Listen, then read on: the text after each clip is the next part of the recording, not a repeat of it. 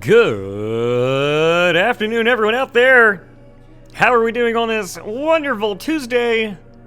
It is great to be back. So nice to see you back as well. I was afraid you wouldn't come back if I was gone for too long. Oh my goodness. We did it! We hit the goal. We finally dropped to double-digit subscribers. Hello, Princess Ike! And everyone else who's here, Superhero Bear, Middlethought, Hunted for It. We got 99 subs, everybody. We did it! Congratulations! We're back down to a level of subscribers that can't possibly inflate my ego any further. Only double-digit subscribers, which means I can't even change emotes without losing 2 slots. Like, if I delete one emo right now just to replace it with another, I won't be able to. I have to delete 3 emotes to put 1 back. I've just lost 2 emote slots. Now, if one person subscribes today, who is not a subscriber, Time for some horns to get flipped. that doesn't count. Superhero Bear, what is this? What are those faces? 21 months! Thank you so much, Superhero Bear. 21 months. Thank you so much. That's Blackjack right there. That is Blackjack. You win. You win. I'm gonna put the ears on, so I'll just be wearing them when we start. I want something on the break screen here to remind people about the t-shirt, because it's only a 2-week campaign. After the 2 weeks, you cannot buy this shirt ever again. Alright, Soundodger t-shirts are available. If you type !shirt into the chat, I'll do right now for you. Bam, let's see if it works. Soundodger, the game, the shirt, available until March 21st, teespring.com/Soundodger. Middlethought subscribed for 23 months in a row, telling Superhero Bear that he's got 2 more months until he's a big boy, like Middlethought. Middlethought, thank you so much for the 23 months. We are so close to 2 years, I can just feel it. Should we have a 2-year stream celebration? 2-year stream celebration. How's that sound? I think that sounds pretty good. It'll be a 2-year-long stream that lasts until the 4-year stream anniversary. I think you guys would be down for that. Now, of course, I don't want to die like that guy did like 2 or 3 weeks ago. What did he do wrong? He didn't take breaks. See, that's what you got to do. Stand up, stretch your legs, get those blood clots thinned out, take your aspirins, and then you stay alive and healthy. Easy as that. Now, what do we do first? You know what? I've been gone for so long, like a week and a half. I hit start streaming and then it says 24 viewers resubscribed while you're away. 24 viewers. Do I have a face? Yes. I think it's here. What is that? It's the t-shirt. Why is it here? Hi, everybody. What's the t-shirt? Why is it cropped all weird? I haven't had lunch yet, but I will starve myself to watch more Bean Soundodger. Alright, well, here's the t-shirt, everybody. Oh, here it is. Okay, so it's doing... Can you stop showing my tabs? That's really... I'm gonna lose some kind of... Yeah, get rid of the window capture. Why is that even there? Oh, I think I was showing the chat one day.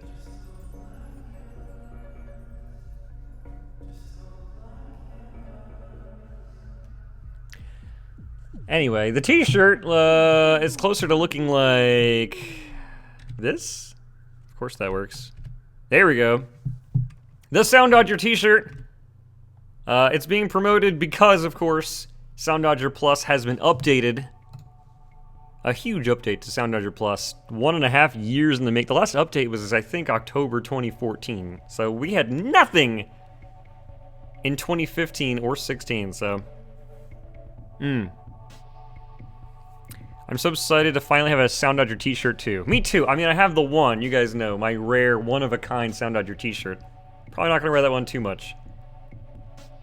How about you talk about this new game you showed people first? Nice try, nice try. If I do show it, I would love to show it first on my stream before like tweeting about it or unveiling it more formally like that. So I'll do like the official unveiling stream of new game when the time is right. Right now, I don't think it's time. I need to get a few more loose ends tied up as far as who's going to be on board the team. I need to get them locked down. Once they're locked down, then we are smooth sailing throughout the rest of the development of new game.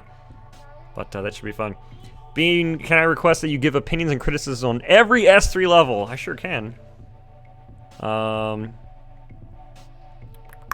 your password. Good job. I haven't even seen the new game. Sam, you had the chance. If only Jake wasn't so greedy. All three at Taco Illuminati, we were all at the same airport gate because we're taking the same plane back from San Francisco to Austin, Texas. Sam was there, his two partners in crime at Taco Illuminati, Jake and Damon in there. All three of them, I wanted to show them the prototype. I never got a chance the whole week. And so we started with Jake, who played 3 or 4 times in a row because he liked it, because it's such a good game. He hogged all the time we had left. Damon played once, and then Sam never got a chance to play. So Sam, even though you live right here, one day. By the way, can we tweet about the shirt now? I was waiting until you tweeted about it. I haven't tweeted. Go ahead, tweet about the shirt. I am not supposed to, like, if you don't have something nice to say about somebody, don't say anything at all. So in regards to this launch of Soundodger Plus, the update at least, I have nothing to say. So I'm not tweeting about it or anything because I'm waiting for the game to be on sale on Steam. We can check again. Is anybody keeping tabs on it? Let's refresh the page. Let's see what it looks like. How does it look? Are we on sale? No, it's still $7.99. I don't want people to pay full price for a game that's from 2013. I want it to be on sale so that they're like, oh, maybe I'll finally get it because it's been updated and I'll buy it. So I don't even, if you don't own the game, I don't even want you to buy it until it's on sale. I mean, if you buy it now, play it fine, but then like go return it, refund it with Steam, and then you'll be able to get that going. But anyway, it was supposed to be on sale, but this update was supposed to happen Valentine's Day, February 14th.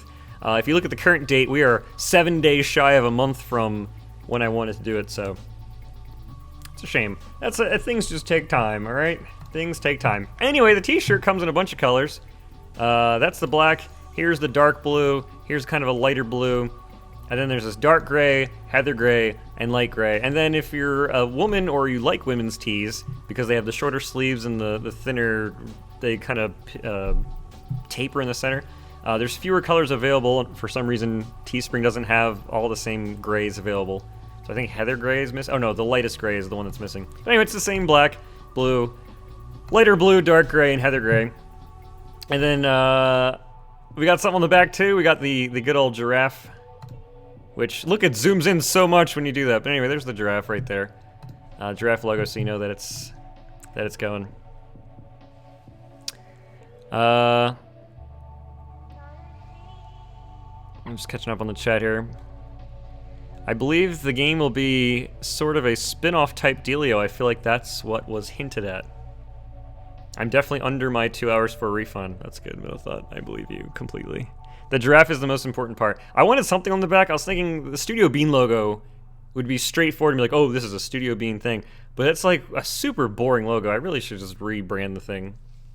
As fun as it is to animate it at the beginning of all the games, the Studio Bean logo is a very who cares type thing. I liked the design of it, but as far as getting people excited about it, it's not even a logo. I mean, it's a logo, but it's mostly text. We don't have a symbol, a nice picture. So the best symbol I could think of, I didn't want words. I want to say twitch.tv/OneMrBean. Like, oh, I don't want to wear someone's URL on my back. I don't want to be a walking advertisement. So this is like only for people who know, right? You see the giraffe, you're like, I don't care what that is. You know?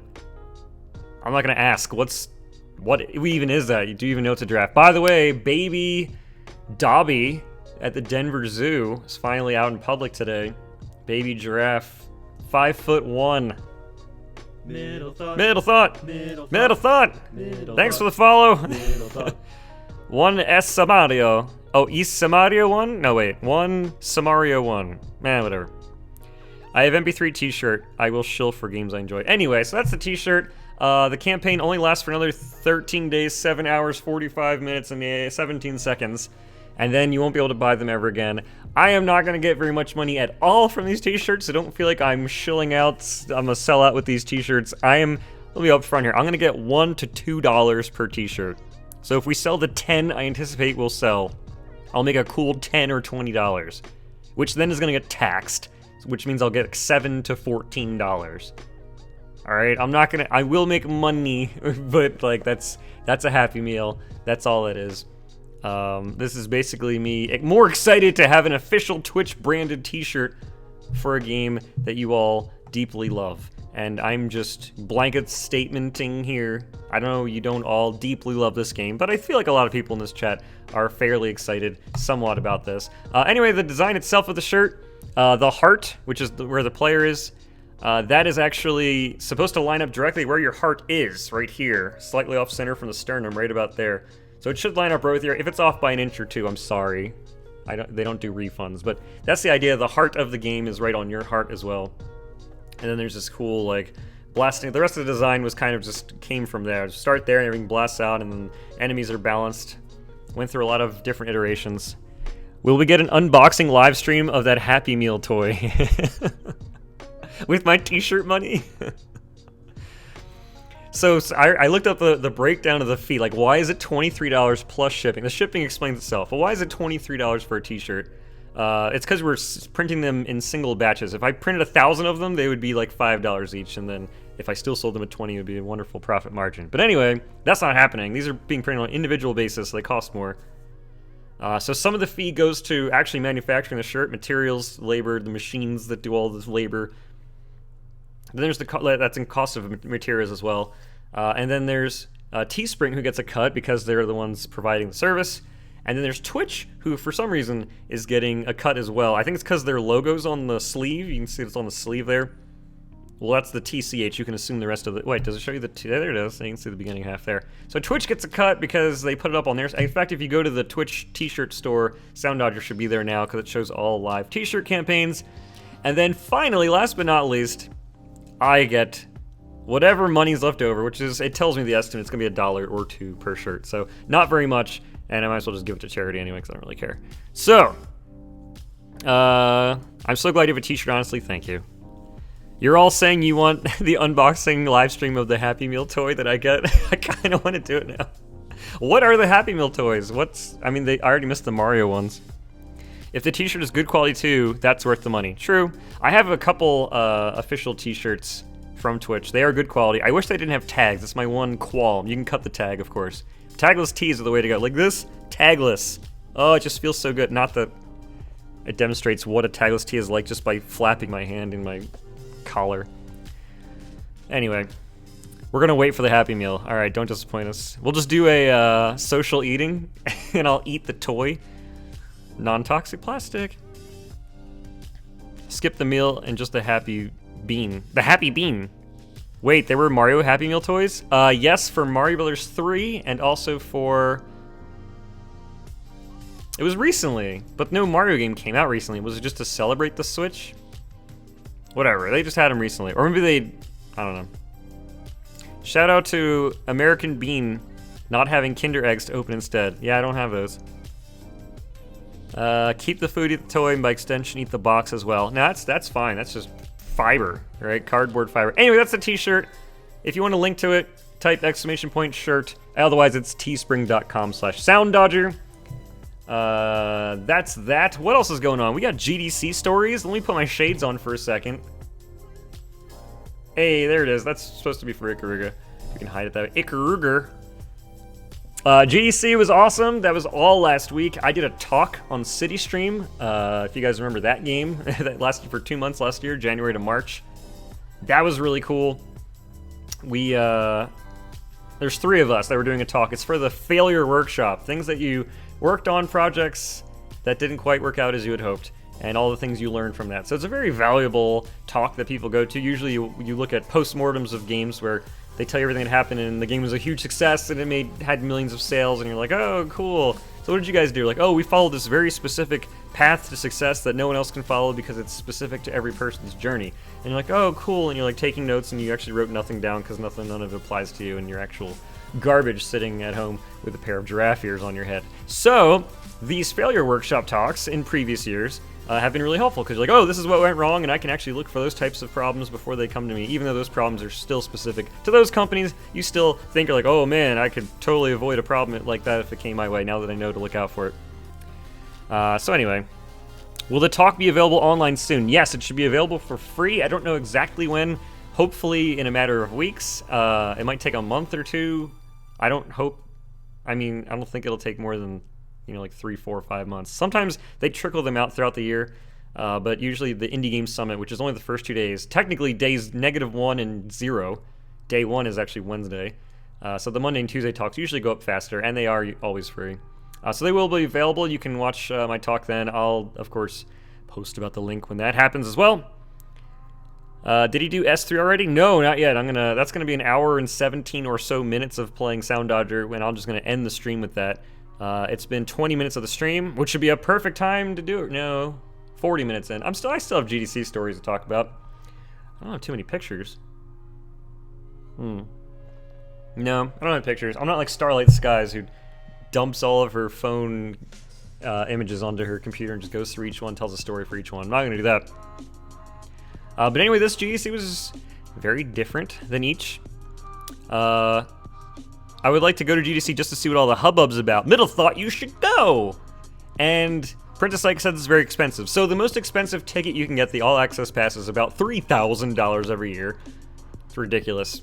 I got one for free by being a speaker, so always try and be a speaker. If I'm not speaking at GDC in a particular year, I always buy the cheapest pass, which is $125, $130, which lets you go to the Indie Game Summit only, Monday, Tuesday, and then the regular Expo Hall, Wednesday through Friday. And then you can't just... what else? Yeah, you can't go to any other talks through the rest of the week, which is not a big deal, because I pretty much live at the Indie Game Summit Monday and Tuesday, which is 2 days of all-day-long panels and talks about everyone's cool games they've been working on, or failed at. And then Wednesday through Friday is the bigger thing, where then you'll get Ubisoft and Blizzard and everyone talking about all their things that they do, and Unity had their big unveil of the new Unity updates and all those things. So we have Duck-Faced Bean. We do have that picture.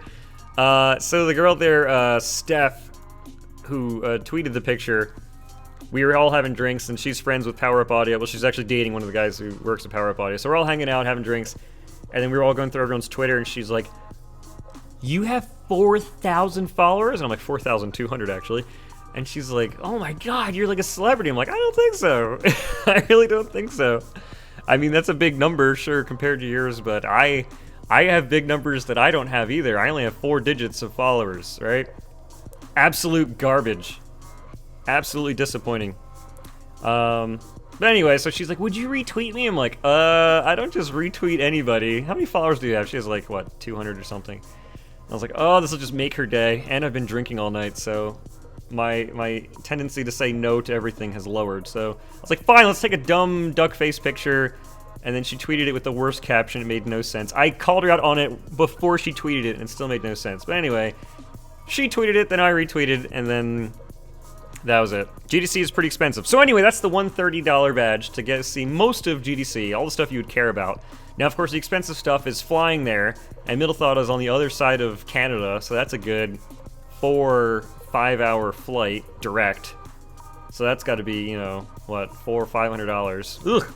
And then the hotel, if you're within a mile or two of GDC, that's going to be about $200-300 a night, and GDC is, the whole week. So yes, it starts to pile up. I had to pay a lot of money for my dogs to stay at a hotel. 3 dogs for 8 days to stay at a hotel and I didn't want them to sit in the crate all day, so we had them have playtime each day and do doggy day camp, as it's called, and we went to the groomers. Then 2 of the dogs got worms, so they had to go to the vet, and so that bill ended up being $1,150 just for our 3 loving dogs for a week to stay. That was the most expensive part of GDC. I didn't pay for the badge. All right, Mono paid for the hotel. I paid for the flights, which was only a few $100s. And then, no, we didn't bring the dogs. It was here in Austin. They stayed at a hotel in Austin here. So that was a lot of money, and that's where most of my money is spent. I buy groceries, I pay for the internet here, and then I buy tickets, or I pay for all the travel expenses of going to conventions. And that is where that's where all my income goes. Food, internet, conventions. Whatever. So anyway, yes, GDC is expensive. It takes place in the most expensive country. I was gonna say the most expensive country in the country. Most expensive city in the country, San Francisco, which is therefore the most expensive convention center in the country. More than anything in New York. Yes, it's terrible. Wish they would move it. Anyway, that's where all the tech companies are, and everyone there is rich anyway. The cheapest home you can get in San Francisco is $1 or $2 million. If you have no gauge of how much that is, most houses elsewhere in the country, like no big cities, you can get a pretty decent house, huge house, 2 stories, multiple bedrooms, backyard and all that, for probably between $150,000 and $250,000, right? If you go out in Kansas, you can get one for $80,000. So this is $1 million for a smaller house than that, right? It'll be like a 1-bedroom house, 1 story for $1 million or $2 million. So anyway. God, I so want to pay $50 for spaghetti. Yeah, that's a thing in San Francisco. They have artisanal toast in San Francisco. $7 for a piece of toast.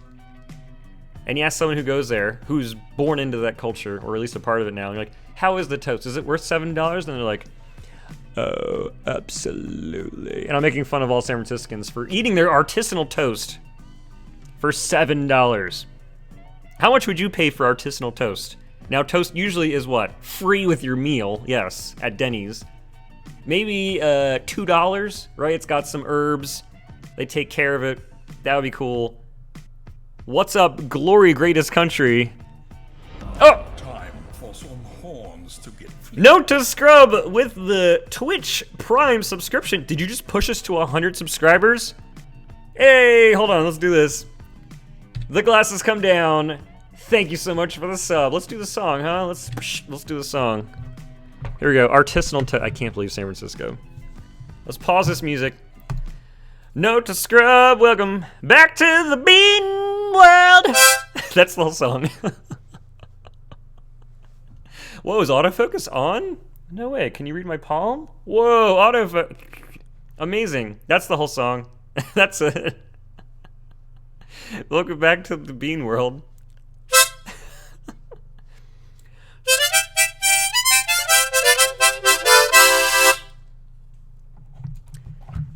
Thank you. And by the way, do you know what's not working right now?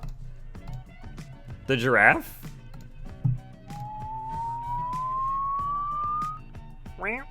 That's the 20-month sub. Hold on, we're not done yet, folks. 23 months from middlethought. And another Prime sub. Hey, note to Scrub. That's all subs. Incredible. When do I get purified water with my artisanal toast? Well, they do have purified water. That costs money. We did it! And then we got another 500 bits from Princess Ike. Oh my goodness. Thank you so much. Oh, that reminds me. This is public now. I didn't know we could talk about it. They're going to give out... Each partner channel is going to have a custom cheer emote that you can only use on that person's channel. But I get to do whatever I want, and it's technically a new emote slot, which can be 5 different things. I am excited. I should make them on stream, or do you guys want to be surprised by them? I don't know. Anyway, thank you so much for the subs, everybody. Let's do the giveaway. It's going to...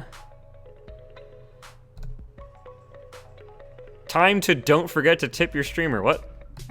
The winner is Note to Scrub. Note to Scrub, let me send your tip now. Here's your tip.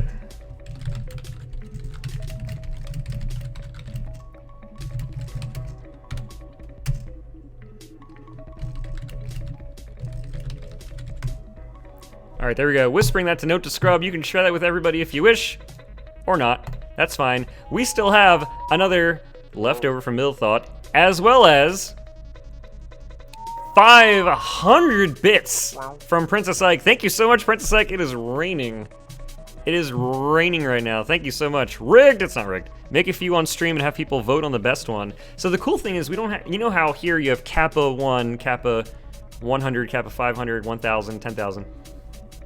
That's all just one thing where the Kappa gets more and more interesting. You know what we can do?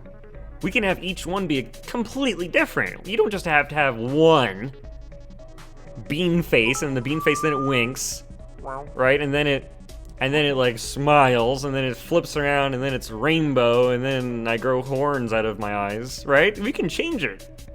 One can be bean. Well, I can have one of each dog, although here I'm valuing them at different amounts. One can be, we can have different games, we have different inside jokes, pertinent to us, whatever, we can do anything. Thank you for the 69. Thank you for the 69, Superhero Bear. Could be Jur with different hats. It could be a lot of things. Or, and they're all animated. That's the coolest thing. They're animated emotes. It can't be more than 512 KB. So, I mean, that's you gotta really compress well. So that should be pretty fun. Anyway, what was I talking about? GDC, I think. People subscribe, y'all are cool. We are now back at triple-digit subscribers. Thank you so much, we did it. 100 subs. Here's to the next 100. We don't get new emotes till 250, so I am going to assume we'll never get new emote slots, but don't worry about it. Just be happy with what you get. That's what life's all about. What else is going on? GDC, what else did I do? So I showed the prototype for the new game. It's in Unity. Frame rate is not an issue unless you have a bad computer. So that's exciting. Absolutely exciting. Oh, I got these sweet res pins. Do you guys like res? Oh, and autofocus is on. Is it gonna focus? Wow, look at that focus. So these are res pins. That's, I believe, the 4th state that you can evolve into. And then I got this one, which is the 2nd state. Or is this the lowest? I forget it's, come on, focus. Autofocus, please. There it goes. Res pins. It's kind of flat. I don't think it's convex anyway.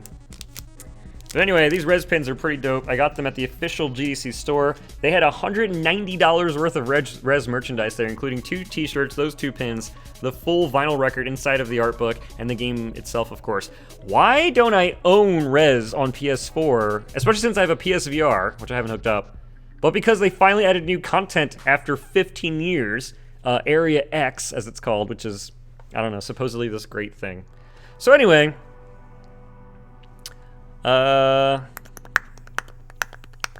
it's in Unity? Yes, the game is in Unity. I'm not making a Flash game ever again commercially. At least I hope I don't have to. So this new game is going to be actually looking nice on big monitors, and we won't have a frame rate problem. It's already running at 60 FPS with all the crazy stuff going on. It's currently in prototype form. I've only been working on it legitimately for 2 months, 1 or 2 months, but I've been dreaming about it for about 5-6 years, way before Soundodger, before Basketball was even released. So this is something I've been wanting to make for a while. It is a 3D game, it's not 2D. It is a 3D game, my first 3D game in Unity. It should be pretty fun, for you guys especially, since it's a rhythm game. Not Soundodger, it is not Soundodger. It is a different game altogether, but I think if you like one thing, you'd probably be interested at least in the other. I'm excited for it.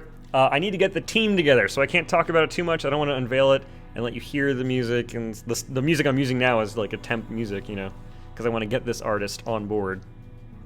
So once I have talked to him and he's either said yes or no, I'll be able to move on, and hopefully he says yes, because I really want to work with him.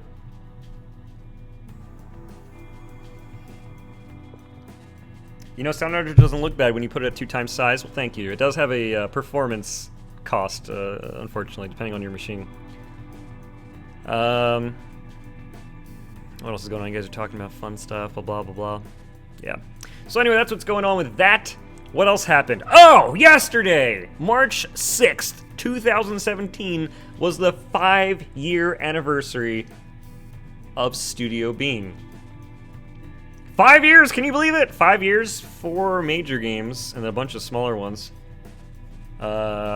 That's it. That's my company, March 6, 2012. The first day that I started the company, the last day that I worked at Namco because they laid everyone off, and the first time I ever spoke at GDC. That was a very busy day, March 6, 2012. So here we are, 5 years later. I'm not throwing a party. Here we go. Woo! There's our party.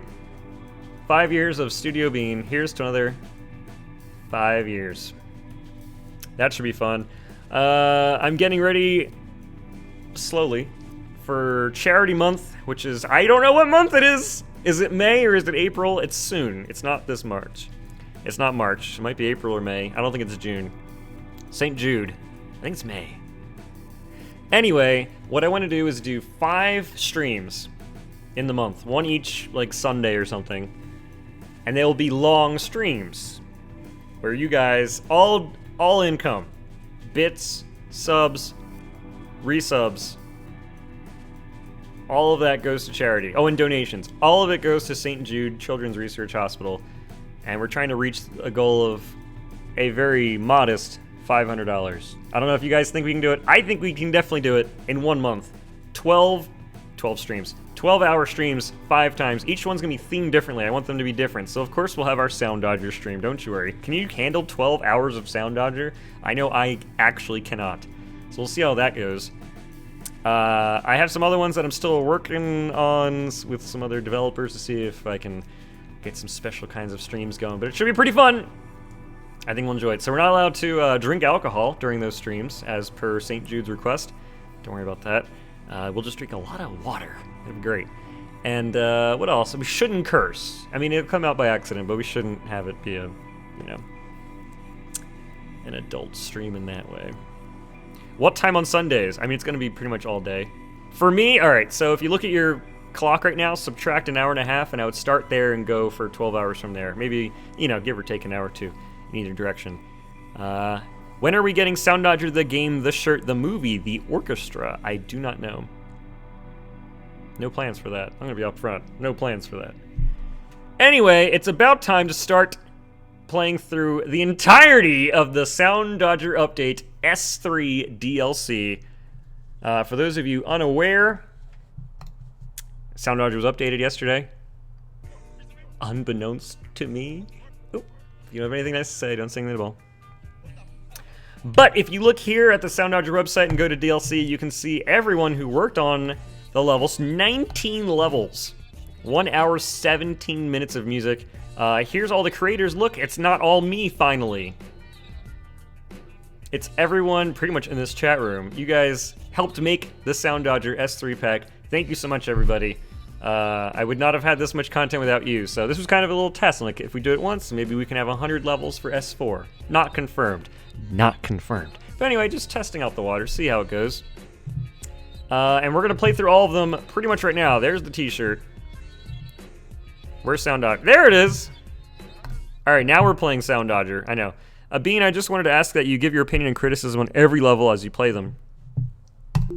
Alright. I'll see what I can do.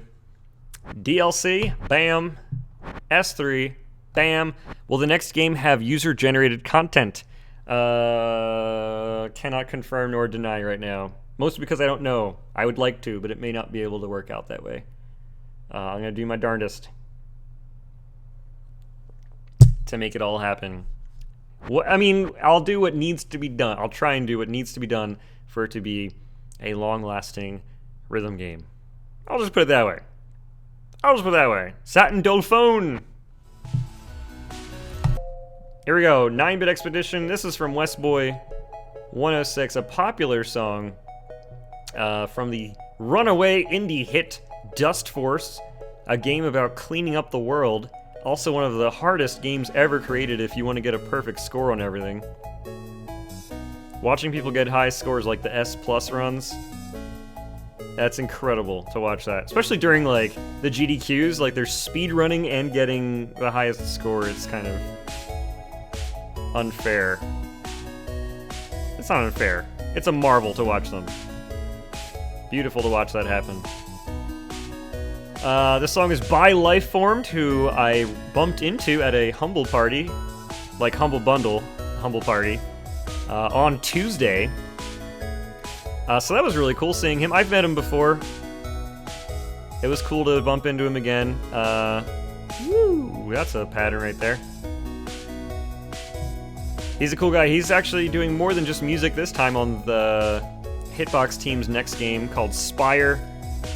They've been working on it pretty much since Dust Force came out. If you're not familiar, that is a first-person procedurally generated roguelike. You don't get too many of those. You get a lot of 2D procedurally generated roguelikes. This one is 3D, so it introduces a lot more problems. It's also gorgeous looking. Here's the new hug bullets. New bullets introduced in this update of Soundodger. Oh, I missed it. Oh, it doesn't matter. You have to go inside of the bullet before it leaves. It turns their outline solid, so you know that they're safe to leave the arena without you getting penalized.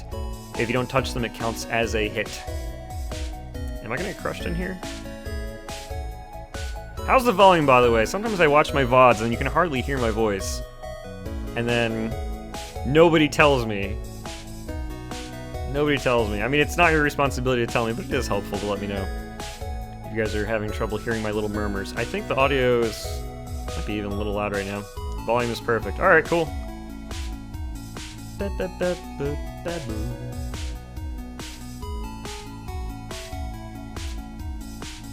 This reminds me of glowing cubes a little bit.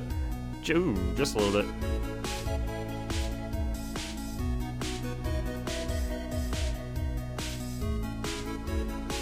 Everyone's favorite bursts. Ooh. I got popped.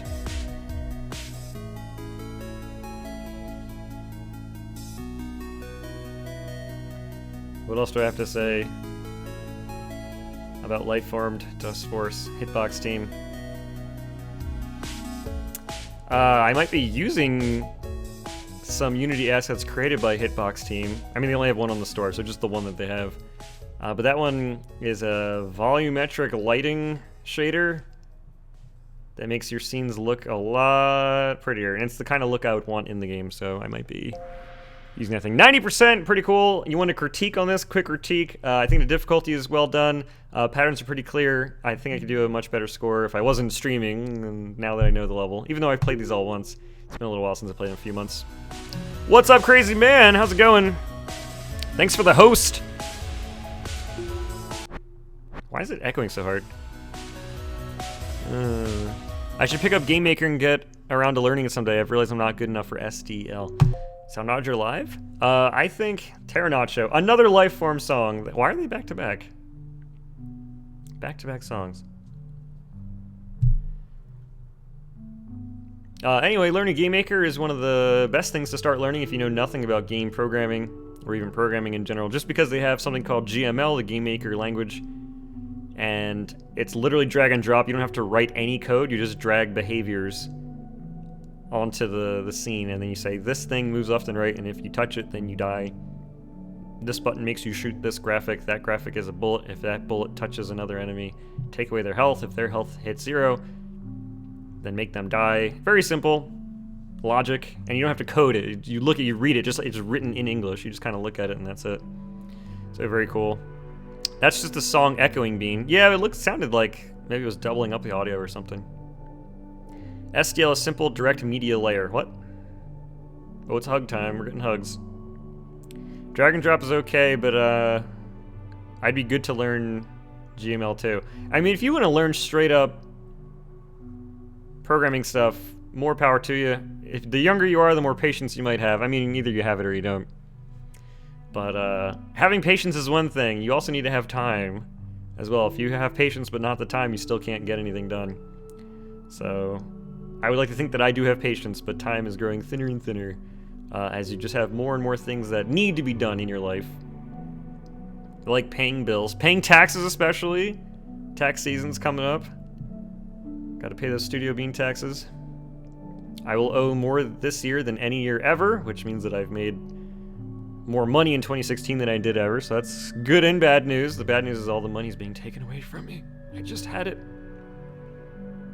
Shouldn't have bought all those cars. What? Are you coding in C# or JavaScript? I am coding in C# because JavaScript is limited in what it can do. I feel like they added that in just because they could, and it's like a courtesy to people who don't know C#. But if you want full control, and it's hardly that much more that you'd have to learn. Plus, I already learned it myself. I took a C++ class and a JavaScript class. Or was it Java? It was a Java class in high school. Both of those, you're pretty much learning the same thing. I mean, it's like instead of putting your verb before the noun, you put it after the noun, or the adjective. It's, you know, Spanish and English. You just switch the order of the adjectives and nouns. Not a big deal. Roughly the same thing. They both come from the same Latin root. Though I found JavaScript easier coming from ActionScript. Oh, sure. Right, it almost looks the same. So critique on that one. I think that one was also pretty much just as easy as 9-bit, so either that one should be 3 or that one should be 2. It's very calm. It went with the music very nicely. Clear things that the hug bullets were kind of hard to see, but that's okay because they move so slowly and you had so much time to take care of them. This one is by Groggle. Good old Groggy. I believe this is like a vocoded voice. Well, once she starts singing, of course. Got some very dense, slow-moving patterns to start. I request critique when Bloom plays. I'm, by request, critiquing every single level as I play through them. Didn't Unity have a language called Foo that they ended up removing?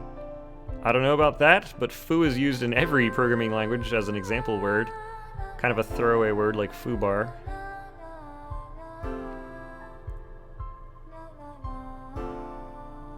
Cool and good. Oh, I'm crushed. Should I have been here where it makes more sense to be? Ah! What if you had a, electrode hooked up to you somewhere? I was about to say your nipples. To you somewhere. Every time you get hit in Soundodger, you get a little shock. Like, you actually feel the bullets touch you. You're like, How does that sound? You can do that on Twitch, right? You just can't show your nipples, but I think you can do it. Bean, what was the best talk you saw at GDC? Man, I hardly went to any talks. Hardly went to any. Like, I went to a bunch on Monday and Tuesday for the Indie Game Summit. Most of them were not good. Well, like, as great as I had hoped they would be. I really liked the Thumper talk. That one was good. That was a post-mortem on Thumper. And it was just talking about how he spent 7 years working on the game with Brian. Mark and Brian working together. And it was a 1 hour talk, and it was really cool, because, like, how do you sum up 7 years of work in 1 hour? You know, what's the most interesting things that you can share? So we showed all the prototypes. He kept all his prototypes, like videos of them. It was really cool to see the early versions of Thumper back when it was a grid-based rhythm game. It was a very different game back then. You were still moving in space on a track, but like it was grid-based and you could rotate like on the spot, kind of like the bonus game from Mario or from Sonic 3, the red and blue sphere collecting minigame, bonus game. It looked a lot like that. So that was a good talk. The Indie Soapbox was different. It was good, but it was different from what I'm used to seeing. Ryan Clark went above and beyond the Call of Duty when he put that thing together, and he got a bunch of diverse speakers talking about really cool things that were all very different, and they were well spoken for and they were well presented. I wish I went to the who followed? Thanks for the follow, whoever that is. I wish I went to the Hyperlight Drifter sound design talk from Rich Freeland and Akash, I think, was there. It's from everyone who went there, like, it was incredible, because Rich is a good presenter. And it's a high-profile game that actually has really good sound as well, so I'll catch it on the vault. I'll watch it for free online, just like you guys will. You won't get the same thumping bass that I felt when you could hear it next door. You could hear the crazy Hyperlight Drifter music coming in. I was like, man, I really should have been next door, but oh well. The one thing I heard about the talk was that they wanted to get the sound of blood, like, pumping, like, not like a heartbeat, but like a pulse. So they cut the end off of a stethoscope, attached a condenser mic, and then had the microphone record the sound of their own blood pumping through their veins, and they put that in the game. Which is kind of ridiculous that they go through that much work to get an authentic sound of blood being pumped. And like, if that's the thing that people mention from the talk, the rest of it must be at least kind of good as well. It's not just going to be like a boring talk and then that amazing little anecdote of sound design principles, so really want to check that out. It should be cool.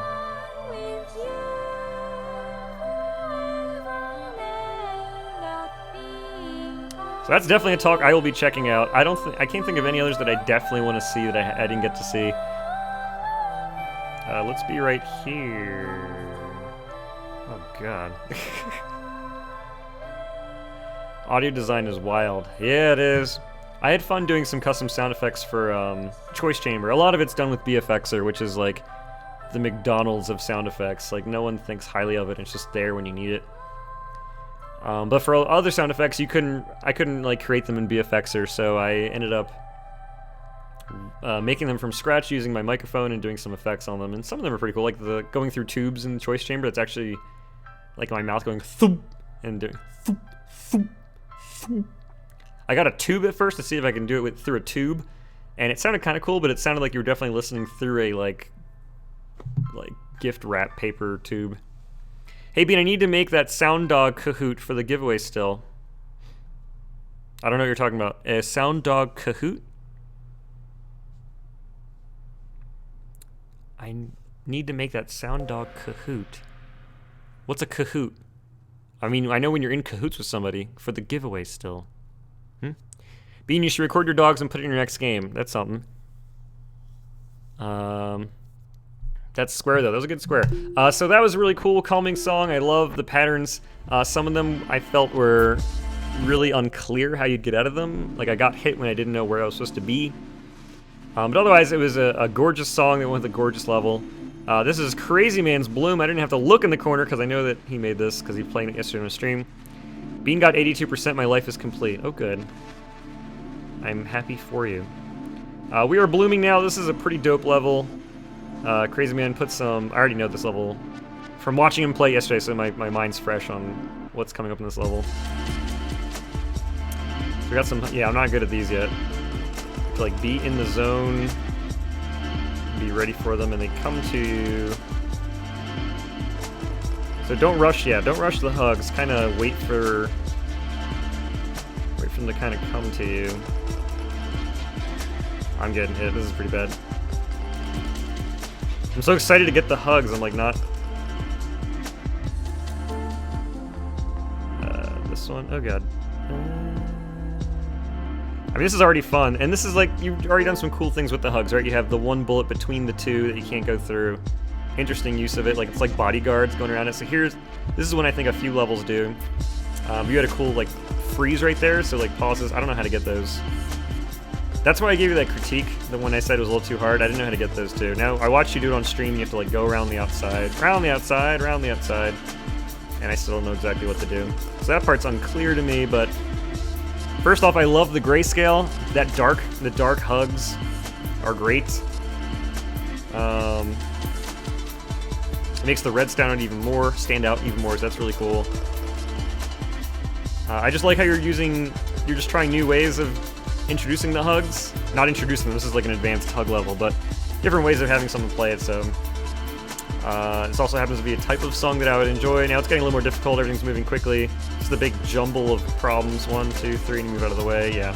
I see what you're supposed to do, I'm not very good at it. I get the idea. Bean's unclear part is my unclear part. Bean, chill with the hug attacks. What? Mr. Bean is crazy but adult? What? Crazy reveal from the future? Is that the joke now? Is that the meta? That it actually was a Crazy Man reveal? But I'm like Cable from X-Men? Or I'm actually like... No, that would mean that you're my father. No. Alright, so Cable's like 80 years old, but he's Cyclops' son from the future. Alright, spoiler. What? So let's see, that means I'm in present day and Crazy Man is my grandson from the future. So I guess it wouldn't be a reveal anymore, it would be like a crazy grandfather reveal. That's what it would be. Middle is Bean who's crazy. Oh, I see. Mr. Bean, you know that Minecraft was the first game ever created? I don't understand this joke. Also, those of you who keep saying Pong is the first game are also wrong, and those of you who say T for 2 was the first video game are also wrong. I haven't been like subtweeting about this because for some reason Crazy Man's tweets keep appearing everywhere in my timeline. I'm like, none of this is true. Now, T for 2 would be the first video game if you count analog games, but that is currently the subject of discussion if you count analog games, right? Because it's played on an oscilloscope, which is not a digital signal. That is an analog input. It's a radar from the World War II, right? So the first digital video game is Space War with an exclamation point. Space War. Why do you keep forgetting? What do you have to do here? You have to like come get it real quick, or do you have to stay on the outside here? I guess you have to stay here. Oh my goodness, this section. So this is all very confusing. Like, it looks like I should have been in the center, but all the hugs are on the outside unless they're coming into the center. I'm not sure. It's a gorgeous level. It's so good looking, I just don't care that it's so unclear. I mean, I wish it was clearer, like first and foremost, but it's enjoyable for other reasons than, you know, the sensation of playing it correctly. It's actually just a fun level to play in general. So there's all my live critique feedback of Bloom by Crazy Man 50, aka my grandson from the future. Bam, let's get that final hit in there. Saying Minecraft is the first game ever created triggers people, so it is said. I mean, it doesn't trigger me, but like, the part that triggers me is when you say T for 2 is the first game, because it wasn't. That means like you're actually trying, but you're actually wrong. When you say Minecraft is the first game ever, you're clearly being an idiot to get people to reply to you, and I don't really care at that point. Carcinogens, Sawtooth, let's go.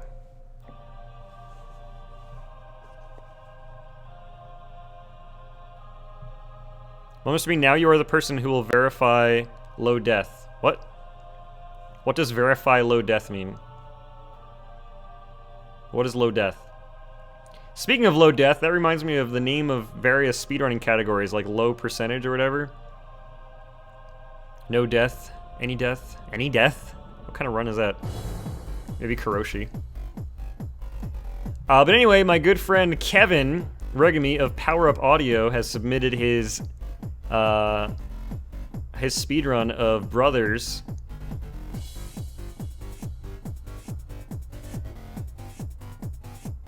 A Tale of Two Sons. I think is that the subtitle? But anyway, he has the world record in the game. He does a whole bunch of skips on it. It's a rather slow game without skips. It's like 4 hours, like on a casual playthrough. But he cleared it in just over an hour, I think under 2 hours. It's like an hour, 10 minutes, something like that. So hopefully he gets into SGDQ. That would be amazing to watch him play it, because I haven't seen an indie game dev speedrun anything at the GDQ before. Closest we've had is, I believe, a developer for The Mask on Super Nintendo. He was like a programmer on the game in the 90s, and he came onto the GDQ with a world record speedrun of it, which is kind of unfair, because like he made the thing, so he understands all the intricacies of it. But also it's cool to see a developer of an SNES game like speedrun his own game, so I'm pretty sure that's why they're excited about it. So anyway, I'm excited to see Kevin, hopefully. He has now, submissions just opened, so they haven't actually accepted any submissions yet, but hopefully he gets in. Whether or not he gets in, he'll still be there, of course, because Power Up Audio takes care of the audio at GDQ. They did not do this past AGDQ, but they did the last two SGDQs, which is why the sound was so good those particular events. In fact, when all the audio was going to crap on this January at AGDQ, if you read over in the chat, they're like, "Oh man, where's Power Up Audio when you need them?" Final thing about Geometry Dash: did Bean play Geometry Dash once? No. I have never once played it. I've looked at it, I've watched Crazy Man play it, I've seen it a couple times on YouTube. I have never once played it. Maybe that can be a charity incentive during Charity Month, where you guys actually contribute to charity in an effort to get me to play Geometry Dash finally. I'm doing really poorly at this.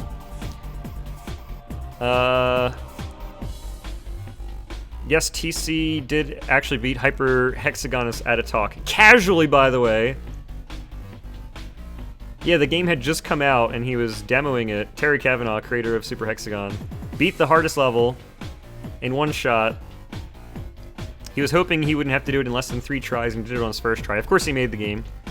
So he knows he had more hours at that point than anybody else. But he was just casually just like drinking water. He's like, oh, he didn't drink during, but like, he took a sip and then he drank. He played the level and took another sip. Just like, oh, whatever. You know. Now this is an interesting thing going on, right? Look, these are colored bursts, but the bullets themselves are gray. So you're doing some cool XML trickery going on here. Very interesting. It gives a pretty cool aesthetic to it as well. I think this is a pretty straightforward level. It's missing something that makes it interesting. It's kind of just a bunch of patterns going around. And of course, you like, this one's kind of interesting. The use of the outside is kind of the highlight of this level. That's the interesting part. These kind of waves are coming around, but like, for the most part, it doesn't feel like it's being what it should be. I don't know how to say it. It's a good level. It's not thrown together very quickly. I mean, you're slowing down here with the music. I feel like it's just missing that special something, you know? Oh my goodness, what? Bye, Sakura, take it easy. Are you actually leaving? Everyone's saying bye. I'm just gonna say bye as well. Seems like the thing to do.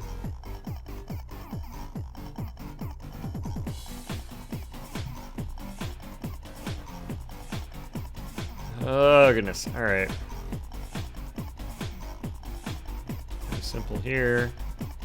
Can't wait for you guys to get to my level in the stream, because then you get to watch me live critique my own level as I play it.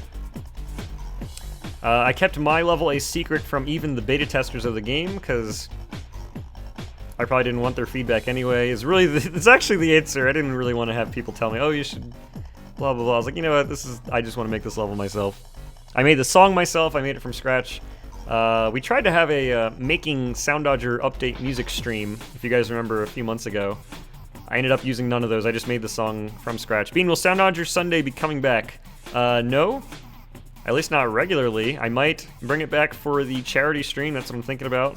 Yeah, sometime later this year, in a couple months. I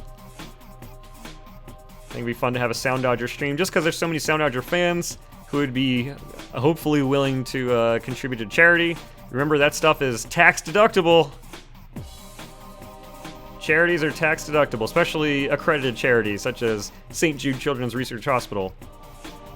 Just make sure you keep a receipt of your charitable donation, and then it's all, you don't get taxed on it, so that's cool. Bean, can I say that I love your level and your song, despite them both not feeling like something you would make? Well, thank you. Thank you, I'm glad, glad you liked it.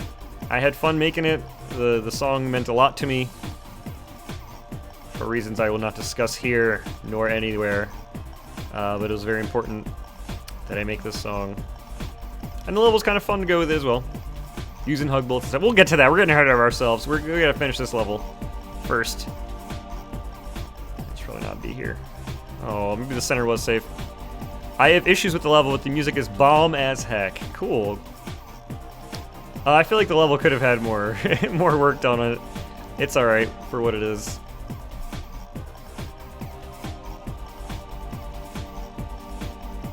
What?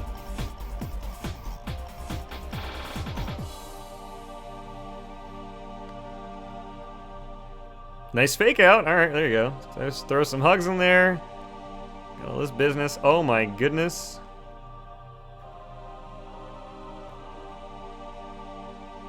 Alright, this is kind of ridiculous.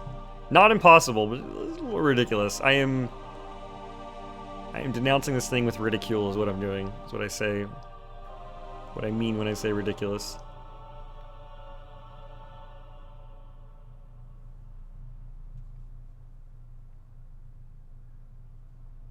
Okay. Question about the shirt. Is it an adult or a youth shirt? It is an adult shirt, if I'm not mistaken. I think it would have said youth. They only had that available. There was also a hoodie that's available, but I didn't do Soundodger hoodies. I don't want you to, like, unzip the thing. This is one of the reasons why I didn't show mine to beta testers too, also because I wanted everyone to discover it at the same time and not 50% of the active community months before. Sure. Bean level was awesome, but I felt some parts could have used more things when there were more things in the song. Yeah, I watched you play yesterday. I'm like, oh, I probably should have done something there. Especially at the beginning, it's kind of drab. Anyway, critique on that one. The song was entirely too long. I know you're excited about it, and it's not even up to you to like make a shortened version of the song, but you can always pick a shorter song. It goes on for too long, and if it's going to be that long of a song, you want to introduce new ideas all the time. You did have a certain level of variety here and there. But for the most part, I kind of lost interest in it maybe halfway through, so you have to keep the player excited about the music. If you're not excited, then, you know, how can you expect your player to be excited about it? So this is a dope song. I already know the song. I mean, I remember it well.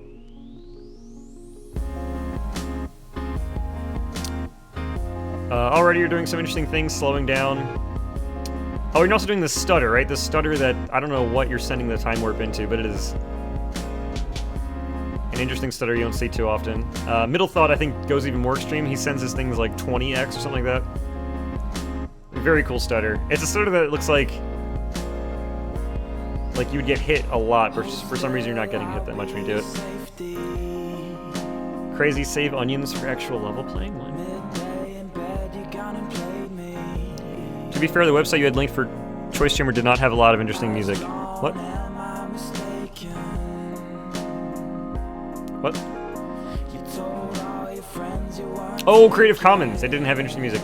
Yeah. Well, I wanted to be able to make the levels immediately, other than... If you wanted to ask an artist, especially one who costs money, like with royalty fees or a licensing fee, that takes months, 6 months, a year, for all the exchanging and getting the contract and paying them and all that stuff. And we're not going to make much money on this update as far as being able to pay more people to license music, right? Everyone who wanted Soundodger already owns it. Very few people are going to care. But anyway, that's why I wanted it to be Creative Commons, so we can just get it out quicker, get the levels made faster. I didn't want this thing to take a long time. I just wanted it to be a quick thing. We started in December. It's finally out in March. Should have taken 3 months, took 4. That's all right. I understand the position you were in, Bean. Thank you. Cool level. I'm not doing super great at it, but it's just because I'm trying to talking business shop with you right now. But I am liking what I see. It's a very cool level. It's got a lot going on as far as things that stand out, things of interest, keeping the variety going. Color scheme's good. Music choices is fun to play off of. The stutters are very cool. That's a very unique thing you don't see very often at all. Those really harsh stutters that you see. Finally have hug bullets. Getting them hugs in. I did the most XML editing for my level than I have ever done before. I think before I've done like really minor stuff. This time I have error bullets for one. But I also did decimal angles for different bullets because I wanted them to line up correctly. So I did quite a few little things here and there. Here we go, chorus again. Oh heck yes, what are we saying?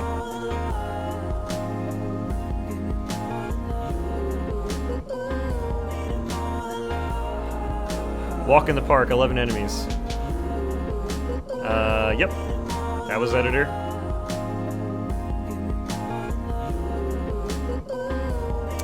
Walk in the Park had 11 enemies, by the way. Because Mono and I celebrate 11/11 every day by giving each other a kiss, and even if we're not physically present, we send each other a kiss through text messaging. We try and do it every day, and then you get 2 chances a day if you miss one.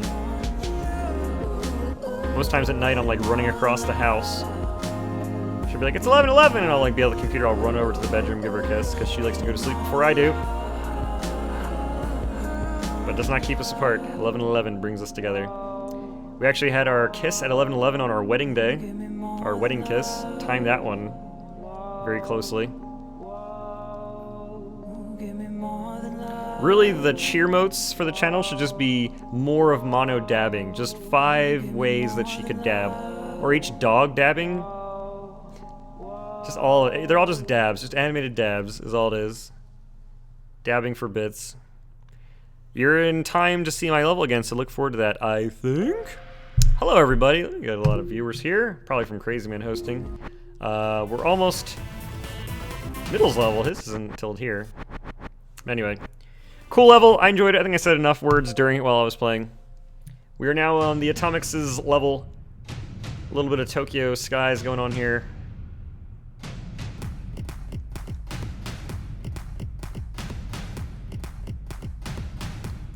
These colors remind me of what every girl wears at Ultra Music Festival. They all wear neon fishnet bodysuits. This is just what you... This right here is what you just wear. That's it. And you have your glowing pacifiers, your black light pacifiers, and... I don't know if they would exactly play this song. This is kind of close to what they would play at Ultra. It's mostly Euro trance. I was about to say trash! Euro trance, that's how I feel about the music. How have I not gotten hit yet? I've hit so many bullets. Who made this game? I made this. Oh, the heart! Yeah, hugs all around. How have I not gotten hit yet?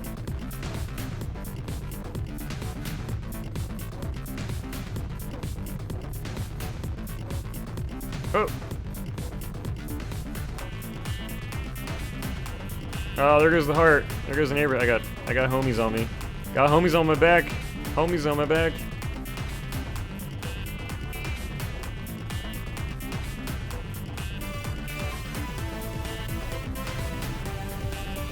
Oh, there it is. Shout out to Beans Love for Ultra Music Festival. I only know about it because they streamed it on Twitch, like, years ago. Man, when was that? I think I was still living in California then, when they first streamed it.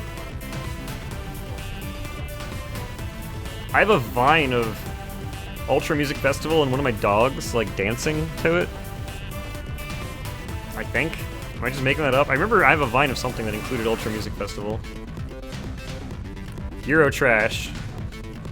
Bean about Eurotrance. No, Bean is doing well. Not anymore! I don't know why I was doing so well in the beginning there. It's kind of uncommon for me, the creator of this game. I am the guy who made Soundodger on Discord.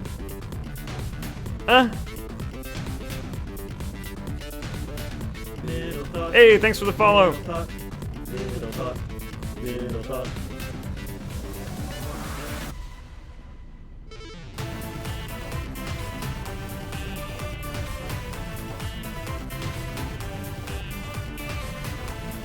So this level's not too bad. I like the consistent difficulty throughout. You have a lot of different patterns going on, but kind of maintains that level of intensity as you're going through, so kudos to that. Colors are really all over the place, but they're all matching in how vibrant and neon they are, so they stand out very nicely against the black background, of course, so I might make this red a little bit brighter, the orange red. Bean is going to be so sad when he checks Discord again. Did you change my name? Did y'all change my name? Am I not the guy who made Soundodger anymore? I haven't been on Discord today. Not that I check every day, I'm there. Basically, I go on Discord when I'm feeling lonely and I just want to talk to people who appreciate me. I'm using you guys for your love of me. So I'm just like, man, I really feel like a person who's not really useful in this world right now. Let me go to Discord and just say hi, and then everyone just craigasms everywhere. Oh, that feels better. There's that rush. It's like posting something on Facebook so you get likes that you feel better about yourself. I just go to Discord and say hi to you guys. He calls it a memester piece. Oh, that video! We gotta show that one on stream. That one's really good. The memester piece. Memester piece theater. Forgotten! More disaster piece. Hooking up a stethoscope to your veins.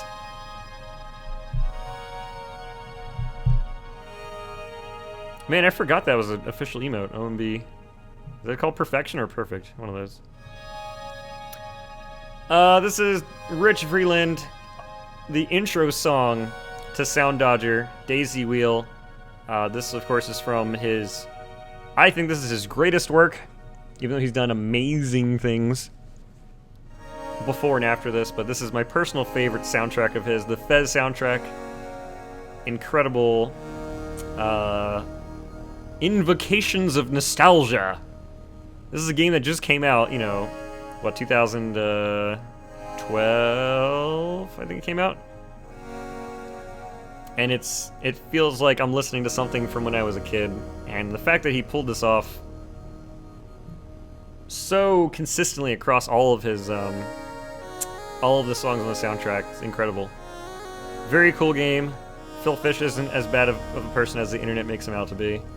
At least I'm speaking from personal experience. He's actually a pretty cool guy. I've sung karaoke with him. He seemed fine then. He picked weird songs, but he's a weird man, like B-52s and stuff. And it wasn't Love Shack. Hey, thanks for the follow. The 4,000 follower special is right around the corner. What are all these emails I'm getting? Oh, you're retweeting stuff? Alright, whatever. What are you guys retweeting? I'll have to check after this.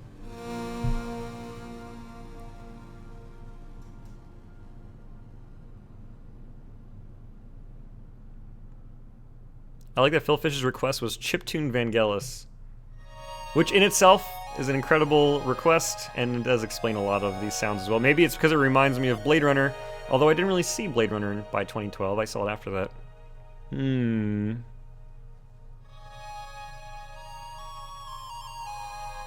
Good introduction to Hug Bullets. Of course, these levels are all alphabetical, so you're not going to get this one first. Was it Rock Lobster? It was not. It was not Love Shack. It was not Rock Lobster. It was... Dang, what was it? What's another popular... I mean, it wasn't an obscure song from them, but it's like something you don't really see too often. I think he also did William Shatner, and then he also did Devo. This is just weird outer spacey stuff. My dad is the biggest Blade Runner fan you can find in Chile, probably. Awesome. Blade Runner is great, and I didn't see it until. Oh, so this level, fantastic, great, simple patterns. Went well with the music. Great song, obviously, great song choice, good colors, all around. That was great. One difficulty, that was fine. This level's incredible. Dear Bean, check the front door. Hey Bean, you can make the levels forced sorted in the level list by adding characters that aren't in front. Yeah. Dear Bean, check the front door. Hey Bean, I bought one of your shirts. What? Maple Bacon, you bought a shirt. Hey, thanks so much, man. You're gonna get it in like a month. Like once the thing ends, then you have to wait like 2 or 3 weeks. But anyway, anyone who gets a shirt, I've been told by Twitch that anyone who tweets you a picture of themselves wearing the shirt, you have to retweet it. So this is to make your fans feel like you care about them. So I'm gonna be retweeting everyone's picture of themselves in one of my Soundodger shirts. Hey, maybe it would be nice to force a folder to sort a certain way. That'd be interesting. All right, what are you guys? Hold on. What are you guys tweeting? What is this? Are you just tweeting my thing? Oh, you're just tweeting me. All right. I see what's going on. I don't know what's going on. Thank you to anybody else who's been buying shirts. I have a quick way of checking. Hold on, let me move this off the screen because you're not really supposed to be able to see that. This secret partner page. I don't know if you guys have seen this elsewhere. Let me go see how we're doing. This loops really nicely, by the way, this audio. Getting ready for it. Nice top hat, middlethought. We have 6 shirts sold. Thank you so much, everybody. That's 3 shirts since we started the stream, so thank you to Maple Bacon, and 2 more sold as well.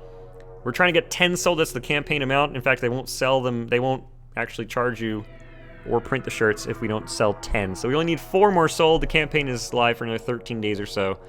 So that should be pretty cool. Can you please resize window a bit, Bean? Huh? This window? This shirt is $35. Yeah, that's not my decision. It's because we're printing them individually. They have to be expensive because they're being printed on a per order basis instead of ordering 1,000 of them at a time. It would be way cheaper that way. I'm not going to be able to sell 1,000 Soundodger t-shirts, trust me. We have 4 people who play it at any given time on Steam. Anyway, let's play the level. Moving right along. This level's incredible. Let's do it.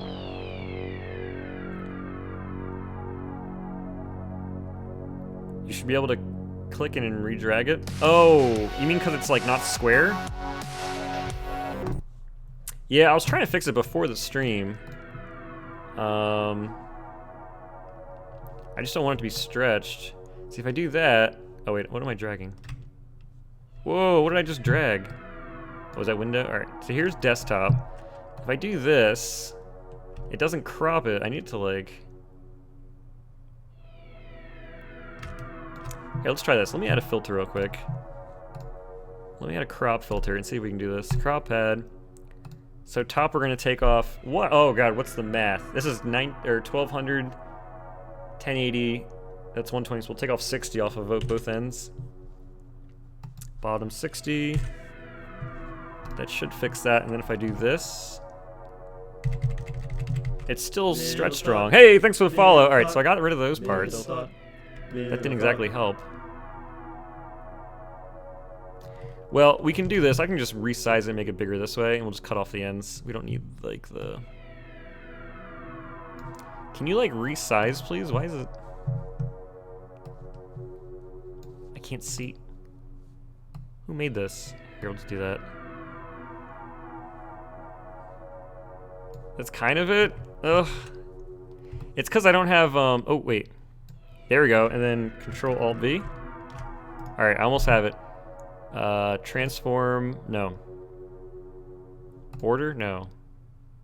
How do you move it? Preview scaling, scale filtering, full screen how do you just move to center? Center to screen, Control D. Bam! There, that looks pretty good. It's a little cut off on the edges, but you guys won't really notice. There we go. Then Shift D to center again. The shortcut is different from OBS. This is OBS Studio. They changed all the shortcuts from OBS Classic, which I know those shortcuts. But anyway, so this should be a little bit better. So the enemies should... So it's still not a circle, unfortunately. But it's at least filling the screen a little bit better.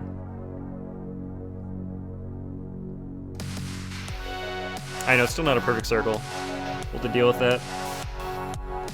It's because I'm out... My monitor is a 1610 monitor. And I'm outputting at 16.9.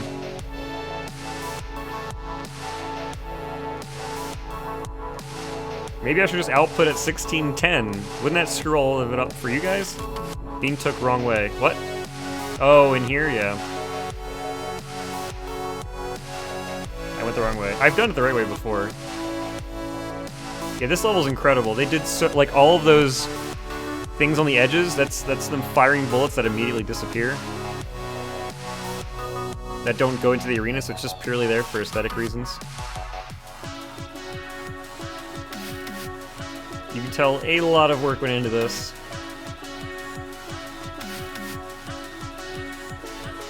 Oops, I just went right into that one. Beanie doesn't fire bullets. Oh, I clearly don't know how it works. They're not firing bullets, please. Oops. Amount value of 0. Oh, clever.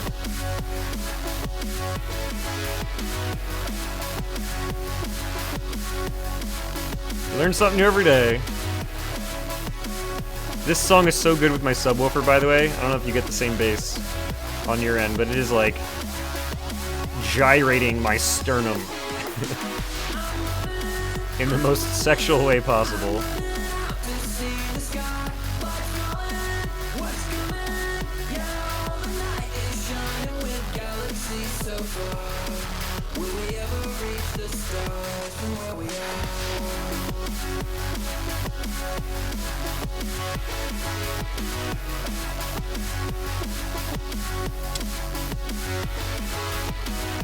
Oops.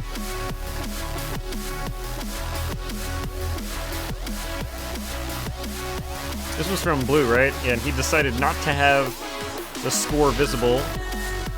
Just a clean black circle where you just have to worry about dodging. Everything's going by so fast, don't even worry about your score. Very off anyway. I already know I've been hit. It's not 100%. Done. Oh. Take me to the star.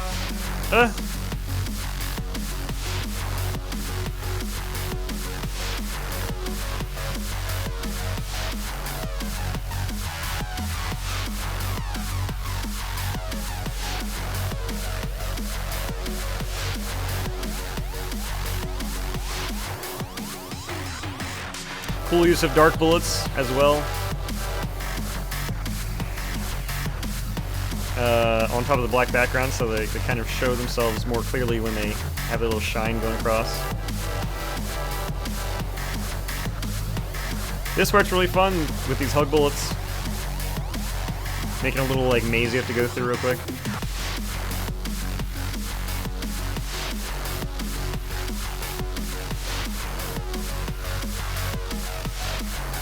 Like, I feel bad you had to go through so much work to make these theatrics, just aesthetically in the level. Nothing to do with dodging bullets, but it certainly makes it way more interesting in the edges and stuff. Like, I feel bad because I didn't make it easy for you. I could have made it... If I knew you wanted to do something like this, I could, like, put something in the editor, but then people would be like, oh, but I wanted to do this, so I want it to flash this way, that way. It would be pretty cool to have that kind of control. I wanted to keep the thing simple, and I keep adding things to the editor, and it gets more complex. I guess you guys don't really care, like you'd rather have more control than be told that you can only do certain types of patterns and certain things, but that's kind of the stuff that I'm torn between putting in or not putting in. Like, I wanted this to be a very simple game. I only have, at the time, 3 bullets, right? The homing, 2 straights, and a bubble. And since then I've added, you know, the hug bullet. You guys found the error bullet. You can count the heart as well if you want. Keeping it difficult to do makes this style more exclusive, Bean. Yeah, you don't want everybody showing off. If everybody's showing off, then nobody's showing off. We got our little glitch there, visual glitch. White circle.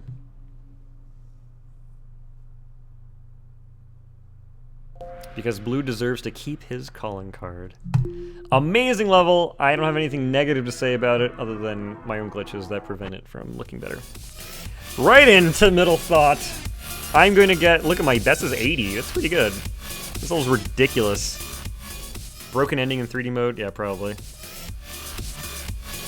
Maybe make the in-game editor the old editor and make an out-game editor that's the newer version. I'm not going to make another editor for Soundodger. Although nothing's stopping someone else from doing that.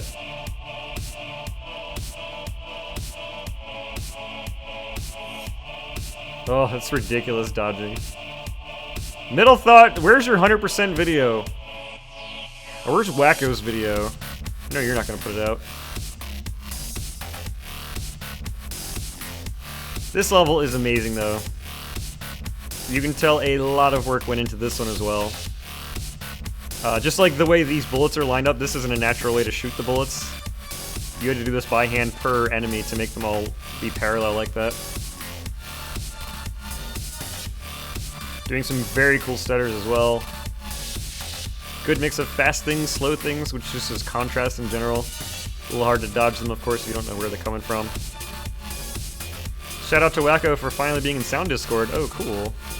By the way, Bean, Wacko is in Sound Discord. Oh, yes, thank you.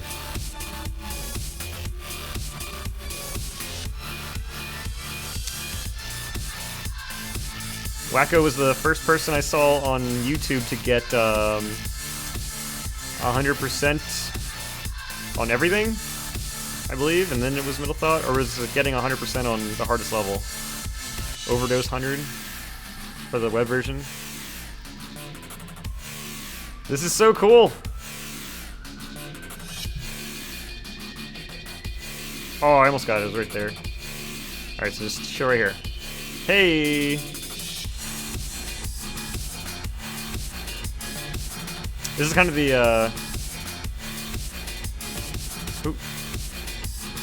like the D-White track from the main game, where the patterns kind of open up and make these hallways in the center. The yours, of course, is much more dense here. This feels like I'm eating chili. Like it's like kind of the color of chili, and it looks like there's a bunch of beans and different little things going around. These hugs are going by so quickly. Just gotta be ready for them. He would be happy to know you know him too. What, Wacko? Eh, he knows who I am. Look, it's the thing I did in my level as well. That you'll see eventually. Although this is much harder. Maybe I subconsciously like this level because it samples Rocky theme. Well, Gonna Fly Now. Which is not the Rocky theme. It is a very popular song from the Rocky movie. It's the training montage song. It is not the theme song. Also, a very cool thing you're doing here is you're fast-forwarding the level, like the time warp, to get rid of the bullets in time for the next part of the song, so you don't have to wait for them to, like, hang out on the screen for a while. Like, that was cool. You just, like, rewind, reset the bullets, and they're just gone. This is... You're doing things I didn't know the game could even do! Very cool.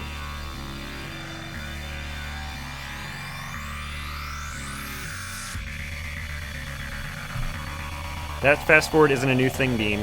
I didn't say it was new, I said it was new to me. I haven't seen it done before like that. I don't play as many levels as you guys. I just make the game, you guys make the levels.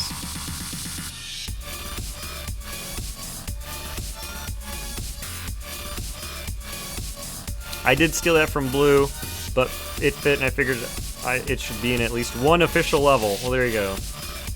Doing us all a favor. I also wanted some directionless bullets for some section.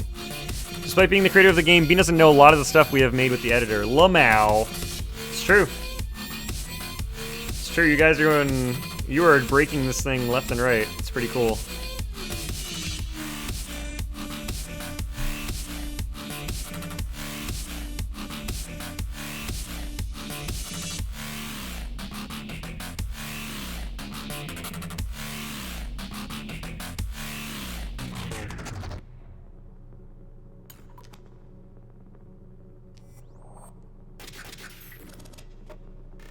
Oh wait, I have to do this first? Hold on. Wait, oh, and then they just disappear. Draw the pentagram or else you die.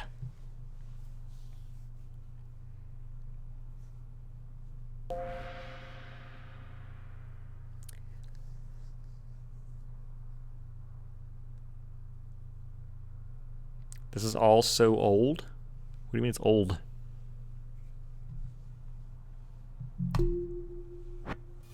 Middlethought trying to summon Lucifer, SMH. Hachiko, the faithful dog.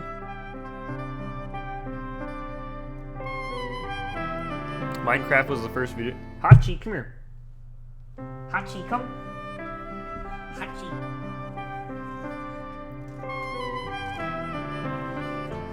Come here, Hachi.